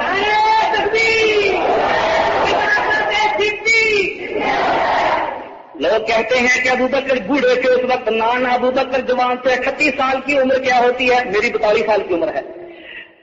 38 سال کی عمر کیا ہوتی ہے؟ لوگ بوڑھے کہہ کر حضرت ابو بکر صدیق کی توہین کرنے کی کوشش کرتے ہیں۔ نانا جناب ابو بکر صدیق کی بھرپور جوانی ہے، 38 سال کی عمر ہے۔ حضرت صدیق اکبر جواب دیتے ہیں کملی والے میں تیرا ساتھ دوں گا، لا الہ الا اللہ۔ پہلے اکیلے تھے کالی کملی والے، آج ابو بکر نے ایمان کا اظہار عام لوگوں کے سامنے کر دیا۔ صدیق اور کالی کملی والا دونوں کے دونوں گھر آ گئے۔ ابو بکر صدیق حضور سے اجازت مانگتے ہیں کہ میں بھی ایک گشت کرنا چاہتا ہوں عمومی۔ نبی علیہ السلام نے فرمایا ابھی اللہ نے ہمیں طاقت نہیں عطا فرمائی، ابو بکر ٹھہر جاؤ، ایک کملی والے زندگی کا کوئی بھروسہ نہیں، مجھے اجازت دی جائے۔ مکے کی گلیوں کے اندر کھڑے ہو کر لوگ کیلولا کر رہے تھے، دوپہر کے وقت سوئے ہوئے تھے، حرم کے قریب خانے کعبے کے قریب ابو جہل ابو لہب کے گھر کے قریب کھڑے ہو کر ابو بکر بآواز بلند کہتے ہیں لا الہ الا اللہ۔ اس کلمے دے راز نیارے نے، اس ڈبدے بیڑے تارے نے، سانو دسیا مدینے والے نے، پڑھ لا الہ الا اللہ۔ کلمے کی صدائیں بلند ہوئی، کلمے کی آواز بلند ہوئی، ابو لہب بھی بیدار ہو گیا، تبلیغ کا منکر ابو جہل بھی اٹھ کھڑا ہوا، اس لیے کہ ابو جہل تبلیغی جماعت کی آواز کو سن نہیں سکتا تھا، وہ بھی غصے میں باہر آ گیا۔ جتنے منکرین تھے سارے کے سارے باہر آ گئے، دو قسم کے، کچھ تو تبلیغ کے منکر تھے، کچھ ابو بکر صدیق کی صداقت کے منکر تھے، اس لیے کہ تیسری جماعت کہاں سے آئی، وہ شور مچانے لگ گئے کہ ہم تو جو تبلیغ کا منکر ہے وہ بھی ہمارے हमारा भाई है, और जो सहाबा का मुनकर है वो भी हमारा भाई है। हम तो दो जमातें भाई भाई हैं, ये तीसरी जमात अबू बकर वाली कहां से आ गई, कमली वाले वाली जमात कहां से आ गई। जमात सिद्दीक़ अकबर को मार पड़ती है। मैंने एक तबलीगी से कहा कि अगर आज तुम्हें मार पड़ी है, तुम्हारे पहले अमीर को मक्के में मार पड़ी थी, है तुम तो वो सुन्नत अदा कर रहे हो और ये अबू जाल की सुन्नत अदा करते हैं, तब्बत यदा अबी लहबिन व तब। और फिर जनाब अली सिद्दीक़ अकबर बेहोश हो जाते हैं। लंबी बात नहीं करता, मुख्तसर। अम्मा को पता चलता है, वो भाग कर आती है कि मेरे बेटे को मार पड़ी है। माँ भी कंगाल नहीं थी, वो भी गरीबनी नहीं थी, उसकी भी तो 6 रेशम की दुकानें मक्के में चलती थी। बसरे और कूफे में उनका भी तिजारती काफिला जाता था, यमन तक उनका काफिला गुलाम लेकर जाते थे, पैसे की रेल तेल थी। इसलिए माँ जोश में कहने लगी, कौन है मेरे बेटे को मारने वाला, कौन है मेरे बेटे को पीटने वाला, मैं तो बदला लूंगी। उस वक्त तक सिद्दीक़ अकबर ने आंखें खोल दी। अम्मा, बदले के लिए कमांडोज लाने की कोई जरूरत नहीं, इसलिए कि मैंने और कमली वाले का एक ही मिशन है, हम बदला लेने के लिए नहीं आए, हम तो दुश्मनों को माफ करने के लिए आए हैं। पत्थर मारन वाले यारा, कहो सुभान अल्लाह। पत्थर मारन वालियां यारा, जे मेरे वल आवे आ मैं सीने नाल लगावा, तो कदे ना दोज़ख जावे। दीन फैला है तो अखलाक की बिना पर, दीन फैला है तो सहाबा के किरदार की बिना पर। नबी अलैहिस्सलाम के यारों ने ऐसा अखलाक पेश किया, कमली वाले का अखलाक, इन्नका लअला खुलुकिन अज़ीम, कहो सुभान अल्लाह। सिद्दीक़ अकबर जख्मी हैं। माँ कहने लगी, बेटा मैंने हकीम की तरफ बंदा भेज दिया है, वो दवाइयां लेकर आ ही रहा होगा, उतनी देर तक तुम दूध पीने की कोशिश करो, घर में सब कुछ खुदा का दिया हुआ था। उतनी देर में तुम हलवा खाने की कोशिश करो, सत्तू के अंदर देसी घी डाला हुआ था, ये तुम खाने की कोशिश करो। अबू बकर ने कहा, अम्मा ना ना, जिस खुदा ने मेरी जान बचा ली है, जिस दीन पर मैंने मार खाई है, इसका शुक्रिया अदा करने का एक ही तरीका है कि हलवा यतीम किसी मक्के के यतीम को दे दिया जाए और दूध किसी मक्के की बेवा को दे दिया जाए। आज का मौलवी करीब नहीं आने देता, बल्कि उसकी ट्रे अलग होती है, अलग की पसंदों की ट्रे, और बाकी लोगों का खाना अलग होता है। एक आदमी ने कहा, यारो ये तो इंसाफ नहीं, नबी अलैहिस्सलाम ने तो ग़ज़वे खंदक के मौके पर पहले काले बिलाल को खिलाया, फिर खुद खाया, कहो सुभान अल्लाह। तबलीगी जमात वाले भी नज़म वाले बाद में खाते हैं या इंतजाम करके साथ ही बैठ जाते हैं, अलग अलग नहीं है। और ये क्या, मौलवी की ट्रे अलग और बाकी जो है वो गुड़ वाले चावल खाएं, ये तो कहीं है ही नहीं तरीका। एक बंदा था, उसने कहा चलो मौलवी साहब के साथ ही हम जुड़ जाते हैं। उसने कहा पीछे हटो, क्योंकि जिस भी शय पर, जिस भी खाने पे मेरा खत्म आ गया, रजिस्टर्ड हो के वो मेरे नाम आ गया। जैसे जगह रजिस्टर्ड हो जाए ना, रजिस्ट्री हो जाए, तो फिर उसके बनने के एक एक इंच पर जिम्मेदार का हक होता है, कोई आदमी उसके अंदर मुदाखलत नहीं कर सकता। इसी तरीके से पीछे हटो, जिस भी खाने पे मेरा खत्म आ गया, रजिस्टर्ड हो के वो मेरे नाम आ गया। गुड़ के चावल की वो देग है आपकी, आप खाएं ना खाएं खुशी आपकी। मैं नहीं आपको करीब आने दूंगा, आप तजर्बा करके देख लें, कभी आपको अपने ट्रे के करीब हाथ नहीं लगाने देगा। वो कहेगा नहीं, 440 वोल्ट का करंट पड़ जाएगा, पीछे हटो। एक आदमी था, उसने कहा जबरदस्ती खाते हैं, जब सुन्नत है इकट्ठे खाना तो जबरदस्ती खा लेते हैं। उसने कहा जबरदस्ती भी तुम नहीं खा सकते। कुर्बान जाए सरकार काबा सल्लल्लाहु अलैहि वसल्लम के अखलाक और खुलक के ग़ज़वे खंदक का मौका है तो इकट्ठे बैठकर खाते हैं, और वो वाक़े हैं तो इकट्ठे बैठकर खाते हैं। सवाल ही पैदा नहीं होता कि अलैदगी पसंद। और फिर मौलवी कहने लगा तुम जबरदस्ती नहीं कर सकते, धांधली से अगर आप खा जाएंगे, धांधली से अगर आप खा जाएंगे, सारे मुर्दे इलेक्शन में हार जाएंगे। जब भी डराया मुर्दे का नाम लेकर, मौलवी ने डराया मुर्दे का नाम लेकर, کبھی کہتا ہے کہ سپلائی نہیں ہونے دوں گا قبرستان میں، پہلے مجھے کھڑاؤ. کبھی کہتا ہے تمہاری روح کو پابند کر دوں گا، میں نظر بند کر دوں گا اور تمہارے گھر میں باہر نہیں جانے دوں گا جب تک کہ آپ مجھے کپڑا اور جوڑا نہ دیں گے. یہ اس قسم کی باتوں سے ڈرا ڈرا کر تم سے پیسہ وصول کرتا ہے، حالانکہ ان چیزوں کا قرآن پاک میں کہیں ثبوت نہیں. وہ کہتا ہے دھاندلی سے اگر آپ کھا جائیں گے سارے مردے الیکشن میں ہر جائیں گے، لیڈ ان کی ابھی تک تو ہے ٹاپ کی، آپ مانے نہ مانے خوشی آپ کی. اور ساتھ ہی پابندیاں ایسی لگا دی ہیں جو شریعت کے اندر نہیں. اللہ کے پیارے پیغمبر نے فرمایا جو تمہارے پاس ہے خدا کے راستے میں دے دو، اللہ ثواب عطا فرما دے گا. مسافر کو روٹی کھلا دو، خدا ثواب عطا فرما دے گا. مخزن العلوم کے اندر زکات داخل کرا دو، اللہ تعالیٰ ثواب عطا فرما دے گا. اپنے بچے کو دینی ادارے میں داخل کرا دو، اللہ ثواب عطا فرما دے گا. کسی کے پاس کرایہ نہیں ہے، اس کو کرایہ اللہ واسطے دے دو، خدا تمہیں ثواب عطا فرما دے گا. اور جو روکھی سوکھی تم خود کھاتے ہو کسی غریب کو کھلا دو، اللہ ثواب عطا فرما دے گا. لیکن یہ ضد کی پابندی لگاتا ہے، کہتا ہے ختم میں رکھو بوتل گلوکوز کی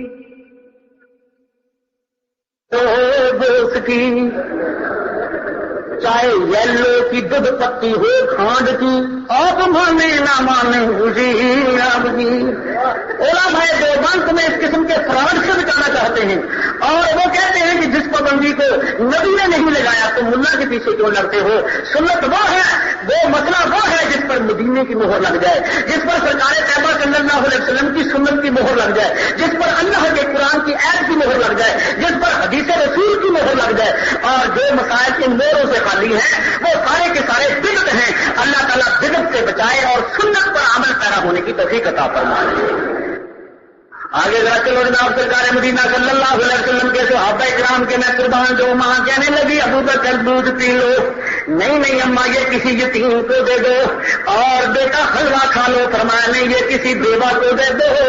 حکیم آ رہا ہے وہ تمہارے زخموں کا علاج کرے گا. نہیں اماں حکیم وہ نہیں ہے جسے تم سمجھتے ہو، میرا ایک اپنا حکیم ہے. عاشق دا جو دارو سے، پنجابی کا ترجمہ میں کرنے کی کوشش کرتا ہوں، دارو علاج کو کہتے ہیں. عاشق کا جو دارو سے باج وصال سجن دے، او سیانا جانو ایانا کہ راز نہ جانے من دے. اس کا ترجمہ یہ بنتا ہے کہ جو عاشق کا علاج یہ بتاتا ہے کہ اس کا علاج کسی دوائی میں مضمر ہے، غلط بات ہے. جو سچا عاشق کملی والے کا ہے اس کا یہ علاج ہے کہ اس کی ترستی ہوئی نگاہوں کے سامنے بدخواہ مکھرا کر دیا جائے، مصطفیٰ کا چہرہ کر دیا جائے، کالی کملی والے کی زیارت کرا دی جائے. وہ چہرے کو دیکھتا جائے گا اور ساری جسمانی روحانی بیماریاں دور ہوتی جائیں گی. جناب ابو بکر کہنے لگے اماں مجھے کملی والے کے پاس بھیج دو. توجہ خان پور کے غیور مسلمانوں، او اکابرین علماء دیوبند پر عاشق ہونے والوں، او سزوکیاں اور پکا بھر کر آنے والوں، باہر کے علاقوں سے شوق و ذوق کے ساتھ دین کی باتیں سننے والوں، اللہ تمہیں بڑا ثواب دے گا انشاءاللہ. لیکن یہ بات یاد رکھو، یہ بات یاد رکھو، ابو بکر صدیق نے یہ نہیں کہا کہ مجھے حضور کے پاس نہ لے جاؤ، بلکہ حضور کو میرے پاس لے آؤ. یہ نہیں فرمایا. اگر واقعی حضور کو کے متعلق یہ فرما دیتے ابو بکر کہ میں تو جا نہیں سکتا، بڑی مار پڑی ہے، حضور کو کہو کہ آ کر میرا حال چال پوچھ جائیں. خدا کی قسم حضور بڑے خوش ہو کر خود تشریف لاتے. نبی علیہ الصلوۃ والسلام خوش ہو کر ابو بکر صدیق کی تیمار بازی کے لیے آتے، اس کے زخموں پر دم کرنے کے لیے آتے، اسے گلے کے ساتھ لگانے کے لیے آتے، کیونکہ ابو بکر کے سوا اس وقت اور کوئی عاشق نظر نہیں آتا تھا. لیکن ابو بکر نے کہا اماں نہیں دو نوکر لاؤ. ایک نوکر کے بائیں کاندھے پر میں ہاتھ رکھ لوں گا، دوسرے نوکر کے دائیں کاندھے پر میں ہاتھ رکھ لوں گا. میں عاشقانہ انداز میں خود جاؤں گا، اس لیے کہ جو عاشق ہوتا ہے وہ مصطفیٰ کے پاس جاتا ہے، حضور کو اپنے پاس نہیں بلاتا.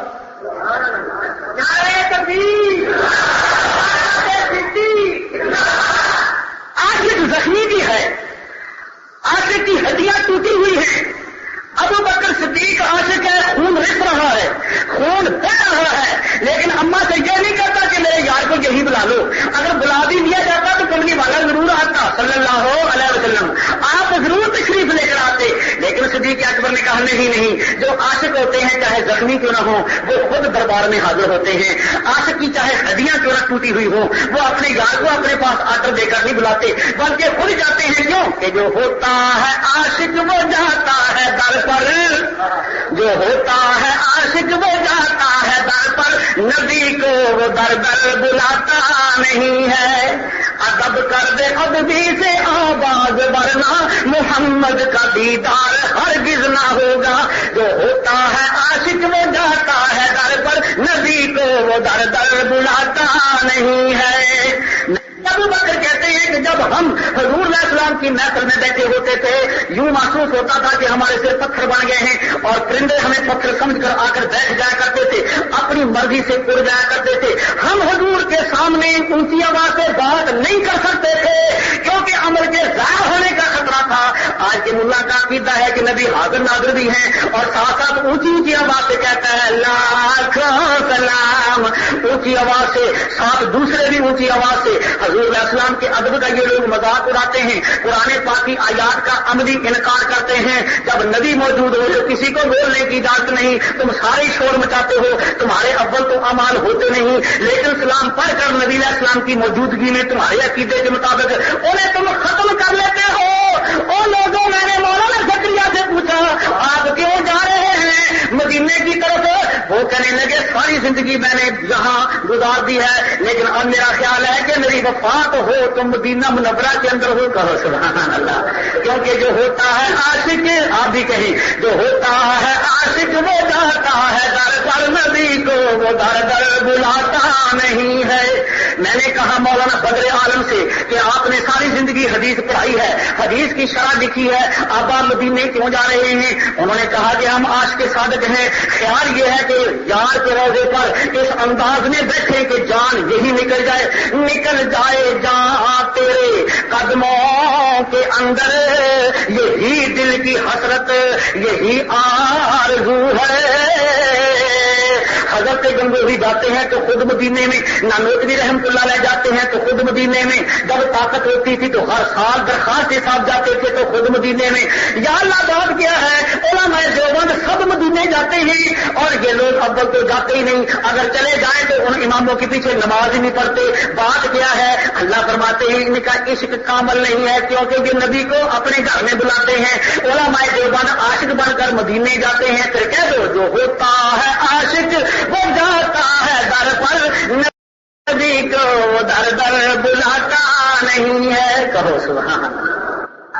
صدیق اکبر نبی علیہ السلام کے پاس آ گئے، مصطفیٰ صلی اللہ علیہ وسلم نے اسے سینے کے ساتھ لگا لیا۔ جب سینے کے ساتھ لگا لیا، مالک الملک نے پیغمبر کے فصل کی برکت سے زخموں کو دور کر دیا، آرام عطا فرما دیا۔ عثمان غنی جو ابھی تک مسلمان نہیں ہوئے تھے، یہ شہید مدینہ جس کے نام پر جلسہ رکھا گیا ہے، ان کو پتا چلا کہ ہمارا یار ابو بکر کلمہ پڑھنے کی بنا پر اسے مار پڑی ہے اور وہ زخمی ہو چکا ہے۔ عثمان غنی سعد بن وقاص کو ساتھ لے کر، ایک دو اور صحابہ کو ساتھ لے کر وہ حضرت ابو بکر کا حال چال پوچھنے کے لیے آتے ہیں۔ اٹھا کر دیکھو خلفائے راشدین مصنفہ مولانا عبدالشکور لکھنوی، اٹھا کر دیکھو ابن خلدون اس کے اندر موجود ہے، اٹھا کر دیکھو سیرت مصطفیٰ جلد اول مصنفہ مولوی ادریس خان نبی رحمت اللہ علیہ۔ ابو بکر صدیق کا حال چال پوچھنے کے لیے عثمان آ رہے ہیں، ابھی اسلام قبول نہیں کیا۔ دو تین اور سردار آ رہے ہیں، ابھی اسلام قبول نہیں کیا۔ ادھر ابو بکر صدیق بھی راستے میں مل گئے۔ ابو بکر تجھے کیوں مارا یار، تو ہمارا دوست ہے، ہم تیرا حال پوچھنے کے لیے آئے ہیں۔ اور خان پور والوں بات کو ذہن میں رکھو، اپنے دل میں جگہ دو، ساتھیوں کو جا کر بتایا کرو، دین کی باتیں یاد کرنے کے بعد اسے آگے پہنچانے کی کوشش کیا کرو۔ جناب ابو بکر کہنے لگے عثمان کیا کہہ رہا ہے، اگر تو میرا دوست ہے، تیری میری دوستی بڑی پرانی ہے، ہم اکٹھے تجارت کرتے رہے ہیں، کبھی تو نے ایک پیسہ نہیں مارا، ہم ہمیشہ سفر پر اکٹھے، حضرت کے اندر اکٹھے، سخاوت کے موقع پر اکٹھے، فنکشن کے موقع پر اکٹھے۔ ابو بکر میں تو حال پوچھنے کے لیے آیا تھا، تو میرا دوست ہے۔ توجہ ذرا کیجیے گا، جناب ابو بکر کہنے لگے عثمان الفاظ واپس لے لے، تو میرا دوست نہیں، میں تیرا دوست نہیں، میرا وہی یار ہے جو کملی والے کا یار ہے۔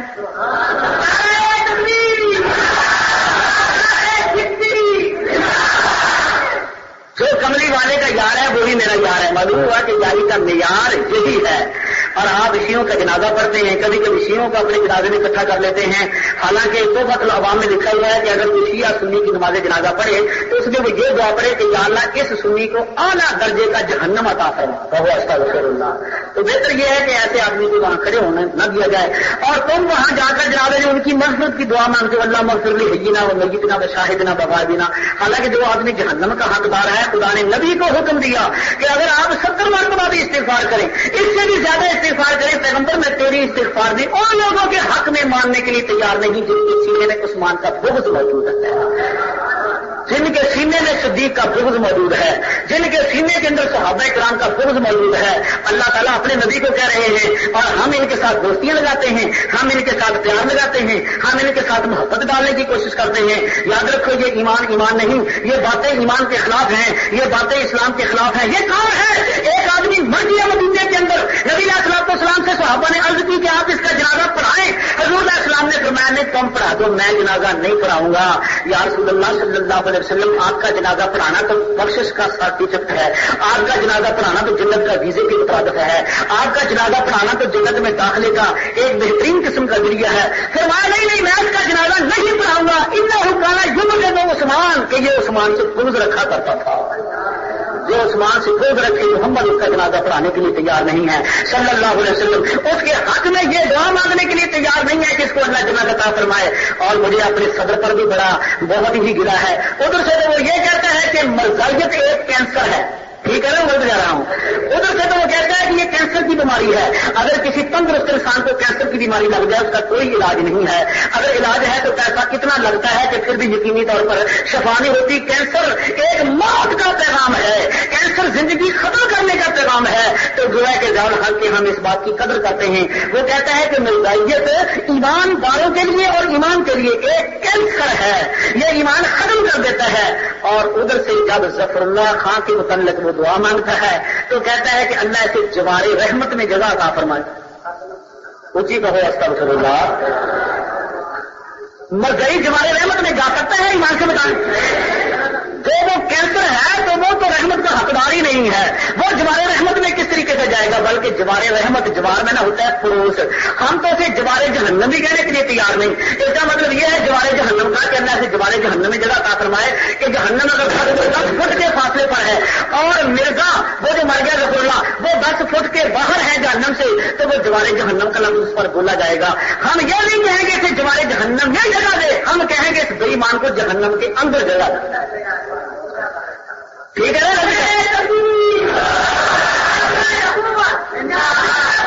نعرہ تکبیر، تاج تخت ختم نبوت، شان صحابہ،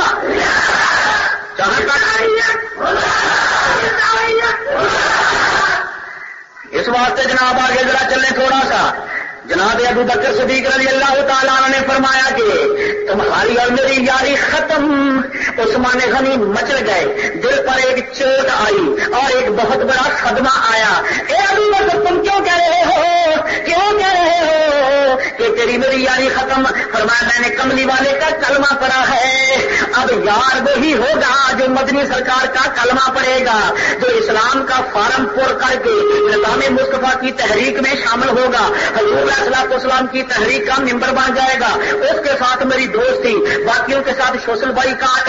عثمان غنی نے پھر جوش میں آ کر کہا کہ ابو بکر ہم تیری یاری کو خیرباد نہیں کہہ سکتے، ہم تیری یاری کو ختم نہیں کر سکتے، اس لیے کہ تو ذہین بھی ہے، تو عقیل بھی ہے، تو سمجھدار بھی ہے، تیرا اخلاق بڑا پاک ہے، تو جو بھی فیصلہ کرتا ہے سوچ سمجھ کر فیصلہ کرتا ہے، لہذا تیری یاری ختم کرنے کی بجائے میں تیری شرط کو قبول کرنے کو تیار ہوں۔ پڑھا دے لا الہ الا اللہ، لا الہ الا اللہ محمد رسول اللہ۔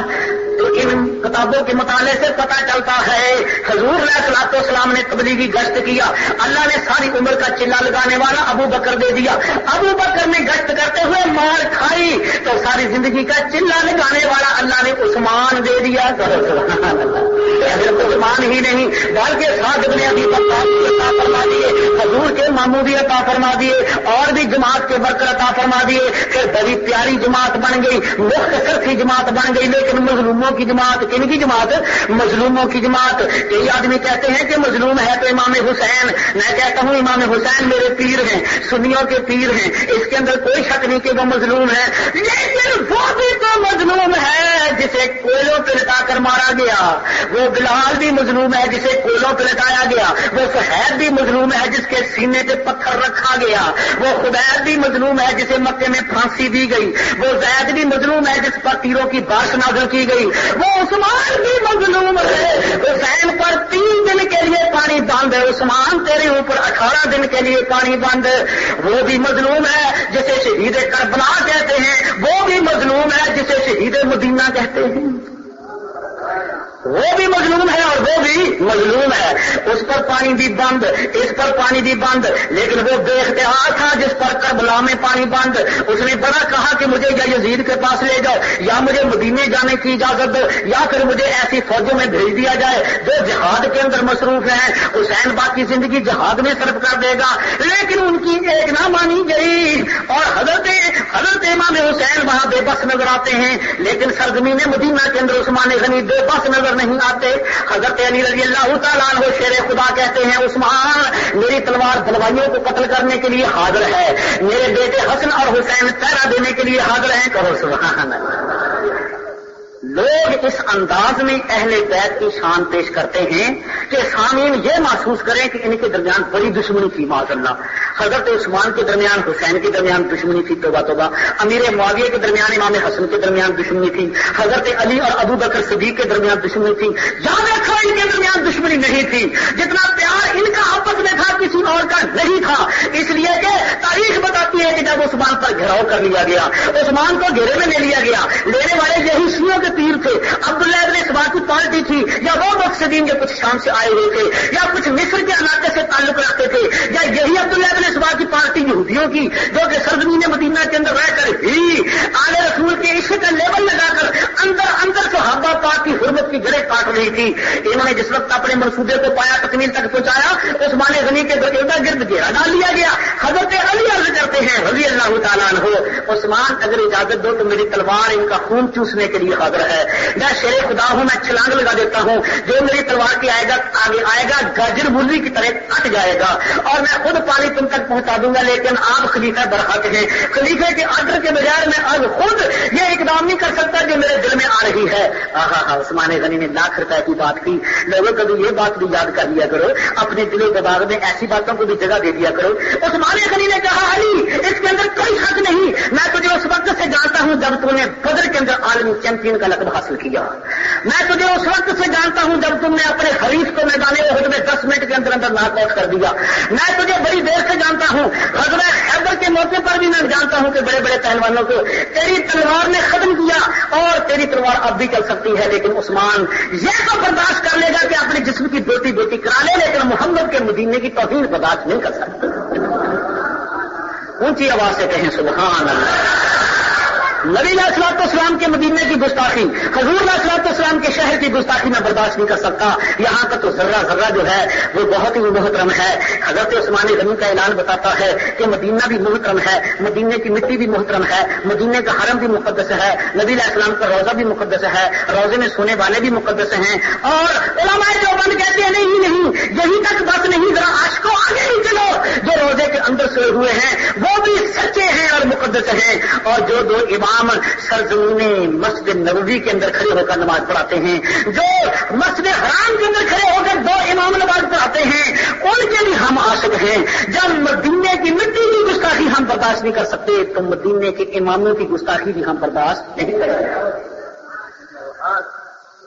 اور یہ جو کہتے ہیں نا کہ ہم بھائی ہیں, اور بھائی کے لیے کچھ نہ کچھ رشتے کا ہونا ضروری ہے, اور وہ رشتہ یہی بنتا ہے کہ جو ہے رافضی وہ ان کو نہیں مانتے جو روزے کے اندر ہیں, اور جو بدعی ہیں وہ ان کو نہیں مانتے جو روزے کے باہر ہیں.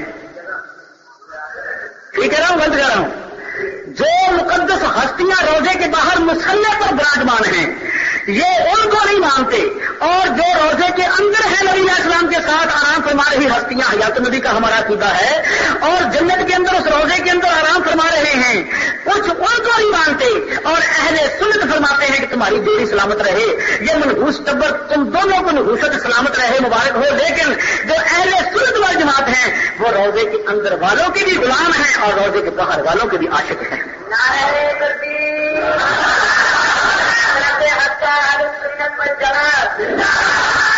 الزام لوگ ہم کو دیتے ہیں، سب مجھے کو کہتے ہیں کہ رات نیچی نگاہ اپنی، کوئی اور سے نہیں کہتا نہ نکلو یوں اجا ہو کر۔ ہم پر تو الزام ہے کہ یہ گستاخ ہیں، میں کہتا ہوں گستاخ تو تم ہو، کہ وہ گستاخ ہیں جو روزے والے اندر والوں کو نہیں مانتے، اور یہ وہ گستاخ ہیں جو باہر والوں کو نہیں مانتے۔ اور اگر کوئی وہاں کا مقدس امام سرزمین پاکستان میں آ جائے تو یہ فتویٰ لگاتے ہیں کہ ان کے پیچھے نماز نہیں ہوئی، کہو استغفراللہ۔ یہ کہتے ہیں کہ ان کے پیچھے نماز نہیں ہوئی، اور ہمارا عقیدہ ہے کہ یہاں اگر نماز پڑھائیں تو یہاں بھی ہوتی ہے، وہاں پڑھائیں تو وہاں بھی ہوتی ہے۔ امام تو امام ہیں، جو وہاں کی بلیاں ہیں ہم ان کا بھی ادب کرتے ہیں، مکے مدینے کے کتوں کا بھی ہم ادب کرتے ہیں، اور وہاں کی ہر قسم کی مصنوعات کا ہم ادب کرتے ہیں۔ ارے تم علماء دیوبند پر گستاخ ہونے کے فتوے لگاتے ہو، کاپیاں کتابیں اٹھایا کرتے ہو، اگر ہم نے تمہارے چیخڑے اٹھا لیے، اگر ہم حوالے دینے شروع کر دیے تمہاری کتابوں کے، اس میں ایسا گند موجود ہے اس کے چھینٹے بڑی دور دور تک جائیں گے۔ ہم گند کو چھیڑنا نہیں چاہتے، اس لیے ہم کہتے ہیں ہمارا عقیدہ کتابریوں سے ثابت نہیں، ہمارا عقیدہ دو چیزوں سے ثابت ہے، یا ہمارا عقیدہ قرآن سے ثابت ہے یا محمد کے فرمان سے ثابت ہے۔ ہمارے ساتھ بحث کرنی ہے تو کسی مولوی کی کتابری اٹھانے کی ضرورت نہیں، آؤ قرآن کو اٹھا کر لاؤ۔ ہم اپنا عقیدہ قرآن سے ثابت نہ کریں تو پسٹل باہر سے منگوانے کی ضرورت نہیں، ہمارے ہی پسٹل سے ہماری گولی مار دو۔ اور اگر ہم حدیث سے اپنا مسلک ثابت نہ کر سکیں تو ہمیں آپ مار دیں۔ نعرہ تکبیر، خبر ہونا چاہیے نا۔ ان اللہ مع الصابرین، کہو سبحان اللہ۔ اندھیرے کے بعد اللہ نے اجالا عطا فرما دیا، وہ اندھیرا اجالا دیکھنے والوں، اللہ تبارک و تعالیٰ ہمیں اجالا ہی اجالا عطا فرمائے۔ اس لیے ہمارا عقیدہ بڑا پیارا عقیدہ ہے۔ بیٹھ جاؤ بھائی، ہمارا جس نے جانا چلے جاؤ، ہمارا عقیدہ بڑا پیارا عقیدہ ہے۔ 20 منٹ باقی رہ گئے ہیں تقریر ختم ہونے میں، پوچھنے کی کوشش نہ کریں، دعا مانگ کر جائیں۔ اللہ علیہ وسلم۔ ایک بندہ کہنے لگا جی باقی تو دیوبندی خریدا حضور نو نہیں مانتے، میں تو تھوڑے برے نو مانتے۔ اگر نبی علیہ الصلوۃ والسلام کو نہیں ماننا تھا تو پھر اتنی قربانیاں کیوں دی؟ داڑھی کملی والے نے فرمایا تم داڑھی رکھو، ہم نے داڑھی رکھی۔ نبی علیہ السلام نے فرمایا قرآن پڑھو پڑھاؤ، ہم نے اپنے بچوں کو قرآن پاک حفظ کرایا۔ اللہ کے پیغمبر نے فرمایا ساری زندگی دین پر لگا دو، ہم نے مدرسے بنا دیے۔ اللہ کے نبی نے فرمایا دن رات آرام کو ترج کر دو، دن رات ہماری اللہ کی توحید اور میری رسالت کی شانیں بیان کرو۔ ہم رات کو 2 گھنٹے سوتے ہیں اور آج شاید نہ ہی سوئیں، کبھی کبھی سونے کا موقع ملتا ہے۔ ہم سارے کا سارا آرام نبی علیہ الصلوۃ والسلام کے عشق کی بنا پر قربان کر رہے ہیں۔ اللہ تبارک و تعالیٰ تمہیں اپنے میٹر دما کے سیدھے چلانے کی توفیق عطا فرمائے۔ ایسی باتیں وہی کرتا ہے جس کا میٹر پٹھا چلتا ہے، جس کا میٹر الٹا چلتا ہے، اور جس کا دماغ صحیح ہے وہ ایسی باتیں نہیں کر سکتا۔ ہے جناب علی گھراؤ پڑا ہوا ہے۔ حضرت عثمان غنی کہہ رہے ہیں سوال ہی پیدا نہیں ہوتا کہ میں سرزمین مدینہ کے اندر لڑائی کا آرڈر نہیں دے سکتا ہوں۔ لوگوں جب پانی بند ہو گیا اور خیال تھا کہ آج حملہ ہو جائے گا، حضرت علی نے حسن اور حسین کو بلایا رضی اللہ تعالیٰ عنہما، فرمایا بیٹا تمہارے چچے عثمان پر بڑا سخت وقت آ گیا ہے، میں نے پیشکش بھی کی ہے کہ میں حملہ کر دیتا ہوں، میرے ساتھ مدینے کے اور لوگ بھی شامل ہو جاتے، ہم چند گھنٹوں میں دلوائیوں کو ختم کر دیتے، ہمیشہ کے لیے شیعہ سنی مسئلہ حل ہو جاتا۔ لیکن عثمان غنی رضی اللہ تعالیٰ عنہ مدینے کی توہین برداشت نہیں کر رہے، لہذا تم عثمان غنی کے دروازے کے آگے کھڑے ہو کر پہرا دو، اپنے چچے پر جان کو قربان کر دینا، لیکن کوئی بلوائی عثمان کے قریب نہ پہنچے۔ سبحان اللہ، یہ محبت نہیں ہے تو اور کیا؟ کون ہے جو اپنے بیٹوں کو اس انداز میں پیش کرتا ہے؟ حضرت عثمان غنی کی محبت میں آ کر، احترام میں آ کر مولا علی اپنے بیٹوں کو دروازے پر کھڑا کر دیتا ہے۔ جب پانی بند کر دیا گیا عثمان غنی کا، حضرت نائلہ سے کہا کہ تم یہاں پوڑی لگا دو سیڑھی، میں ذرا دیوار کے اوپر سے اپنا سر مبارک نکال کر بلوائیوں کے سامنے پانی کی حقیقت کو پیش کر دوں، ان کو بتا تو دوں کہ جس کنویں کا پانی تم نے بند کیا ہے وہ کون سا کنواں ہے۔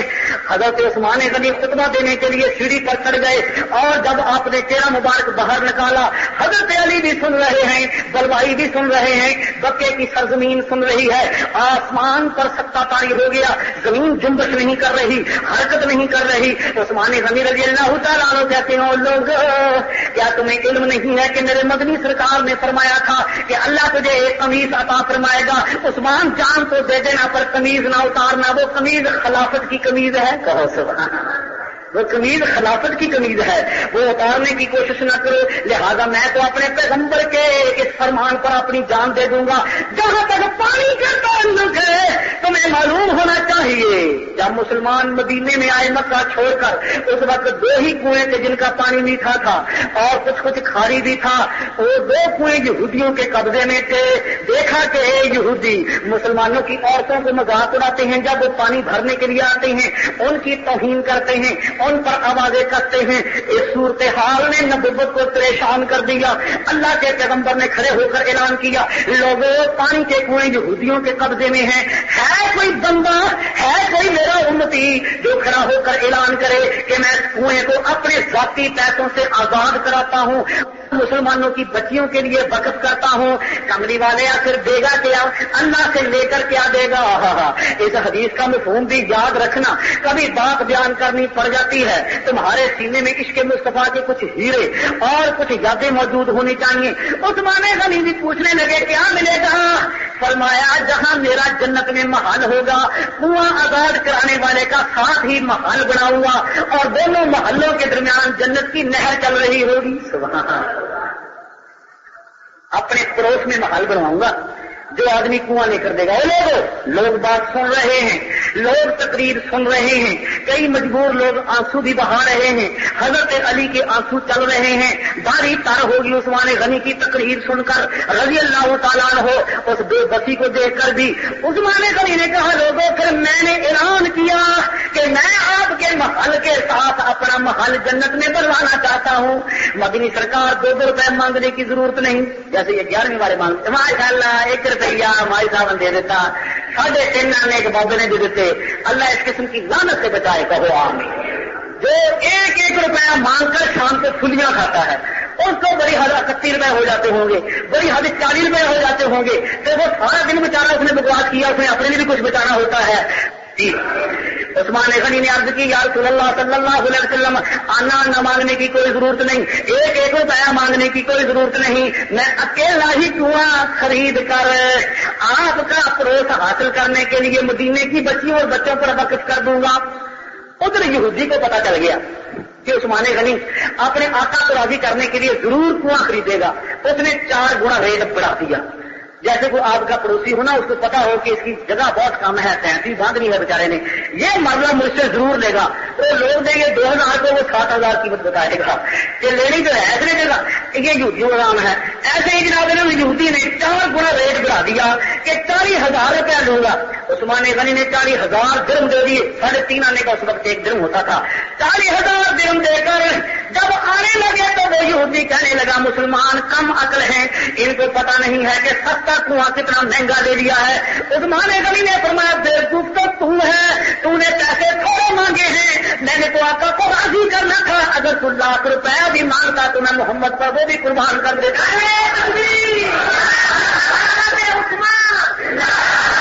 کم عقل تو ہے، ہم تو اپنے آقا کو راضی کرنا چاہتے ہیں، ہم تو کملی والے کو راضی کرنا چاہتے ہیں، ہم تو عرش والے کو راضی کرنا چاہتے ہیں۔ یہودی نے کہا بہت اچھا، لیکن ساتھ ہی خوش اور ہوا۔ اس نے کہا 40,000 تو دے دیے، لیکن اس کا پانی اتنا میٹھا نہیں ہے جتنا تم تصور کر رہے ہو، اس میں کھاری پن موجود ہے۔ حضرت عثمان غنی فرماتے ہیں، اگر یہ کھارا ہے تو اللہ نے پیغمبر کے لعاب کے اندر شوگر مل لگا دی ہے۔ سبحان اللہ۔ اور آج تجربہ کر کے دیکھو، اور یہودیوں تم بھی آ جاؤ، یہودی بھی آ گئے، عیسائی بھی آ گئے، وہ منظر دیکھنے کے لیے جب نبوت نے لعاب دہن کو اللہ کا نام لے کر پانی میں ڈالنا، اس میں کے اندر کوئی شک نہیں کہ جتنا بھی میٹھا ڈالا جائے کبھی کھاری کنویں میٹھے نہیں ہوئے۔ سلطان باہو اسی کو فرماتے ہیں کہ کھاری خو کدے میٹھے نہ ہوں دے، پاویں 100 من میٹھا پائیے پر کوڑے تمہیں تربوز نہ ہوں دے، پاویں توڑ مکے لے جائیے. ایک تما پاکستان وچوں چلیا حج کرنے واسطے خانپور دے ڈبے اندر اسٹیشن دے اندر گڈی دے وچ بیٹھ گیا. چلدا چلدا کراچی تما پہنچ گیا. کراچی پہنچن تو بعد جدے چلے گیا. جدے تو بعد مکے چلے گیا.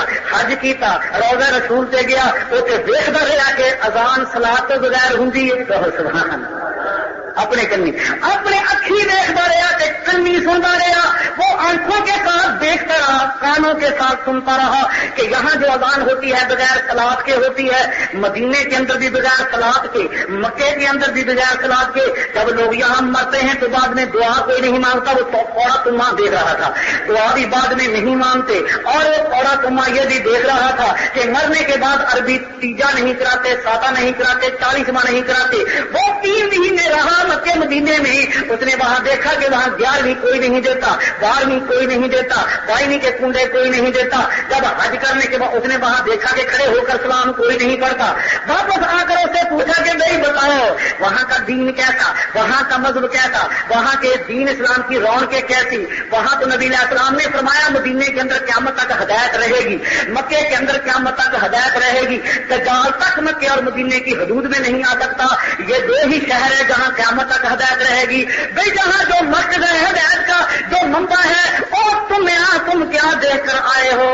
وہ کہنے لگا جی وہاں صلاۃ نہیں پڑھتے کیونکہ وہابی ہیں, وہاں 11ویں نہیں دیتے کیونکہ وہابی ہیں, وہاں جنازے کے بعد دعا نہیں مانگتے کیونکہ وہابی ہیں, وہاں جنازے میں کچھ بھی نہیں عرس وغیرہ نہیں مناتے کیونکہ وہابی ہیں, حضور کے روضے پر سجدہ نہیں کرنے دیتے کیونکہ وہابی ہیں. اور تو نے مکے مدینے کے امام کے پیچھے نماز پڑھی کہ نہیں؟ اس نے کہا میں قرآن سر پر رکھ کر کہتا ہوں میں نے ایک بھی نماز نہیں پڑھی. کہو ایک مولوی نے قرآن سر پر رکھ کر کہا کہ میں نے وہاں ایک بھی پیچھے نماز نہیں پڑھی. اسی کو سلطان بہو کہتے ہیں کہ کوڑے تم میں تربوز نہ ہوں دے. کہو سبحان اللہ. کوڑے تم میں تربوز نہ ہوں دے, تمہیں توڑ مکے لے جائیے.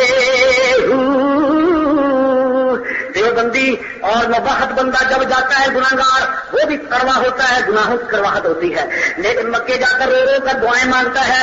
اللہ تبارک و تعالیٰ بخشش کی مٹھاس عطا فرما دیتے ہیں. حضور کے روضے کے پاس کھڑا ہو کر درود پڑھتا ہے اور اللہ تبارک و تعالیٰ اسے مٹھاس عطا فرما دیتے ہیں. جب آتا ہے تو میٹھا ہوتا ہے, لیکن یہ کوڑ کما جب اسے یہاں چیرا گیا تو وہ کڑوے کا کڑوا ہی تھا, کیونکہ کوڑے تمہیں تربوز نہ ہوں دے, پاویں توڑ مکے جائیے.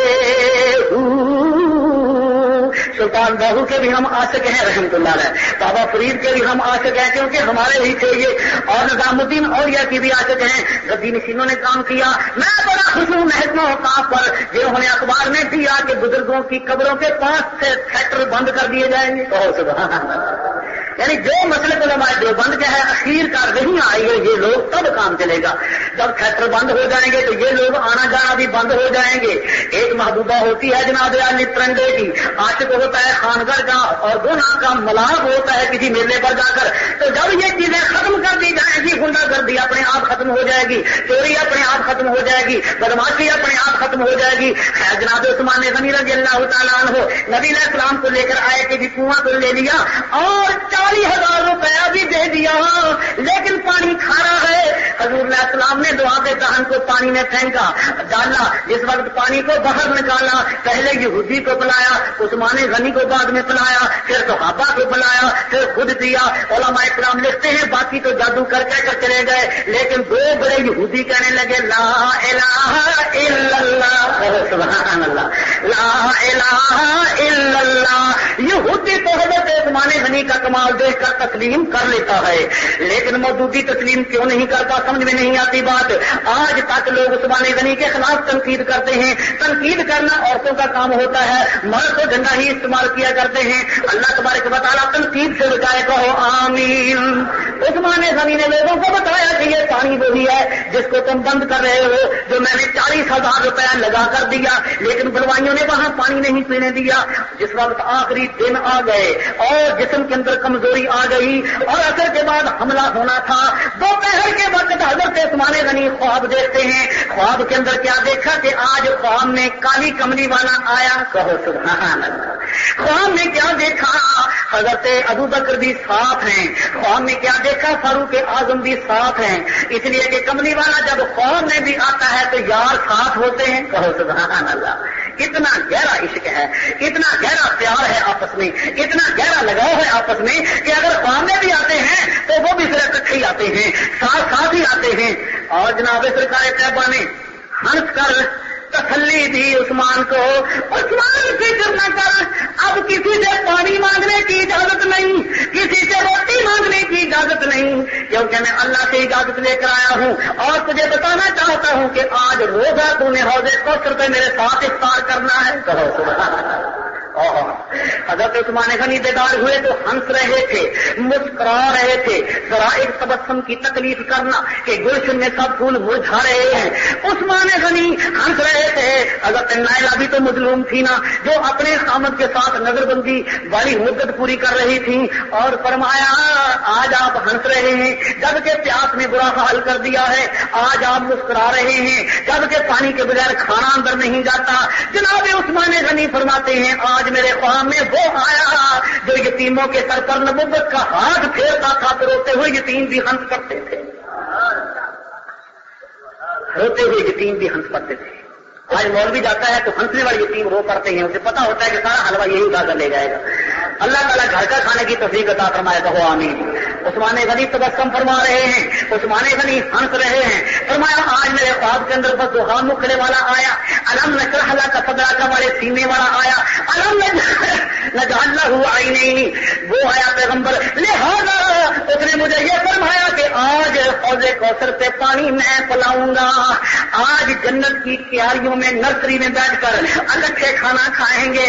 عثمان غنی رضی اللہ تعالیٰ عنہ جب یہ بات نائلہ کو کہی پھر آپ نے آخری خطبہ دیا کہ لوگوں آج کے بعد تمہاری تلوار نیام میں نہیں آئے گی, انتشار پیدا ہوگا, تم خود ہی خلافت کی برکات کو ختم کر رہے ہو.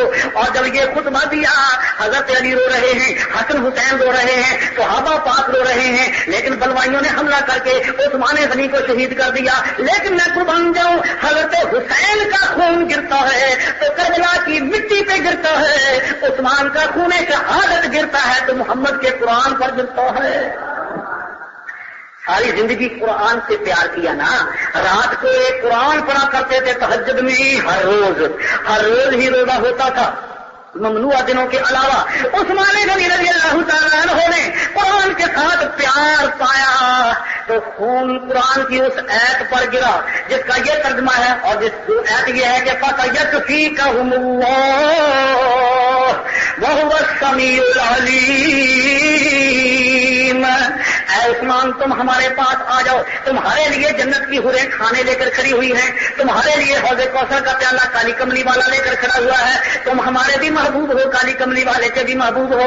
تم نے مدینے کا ادب کیا, ہم نے تمہارا ادب کیا, اس لیے آ جاؤ دنیا فانی کو چھوڑ کر. عثمان غنی اللہ کو پیارے ہو جاتے ہیں. جناب نائلہ اپنی کٹی ہوئی انگلیوں کو لے کر حضرات گرامی اعلان کرتی ہیں کہ لوگوں قد قتل عثمان. عثمان غنی رضی اللہ تعالیٰ عنہ شہید کر دیے گئے. وہ مظلوم مدینہ ہے.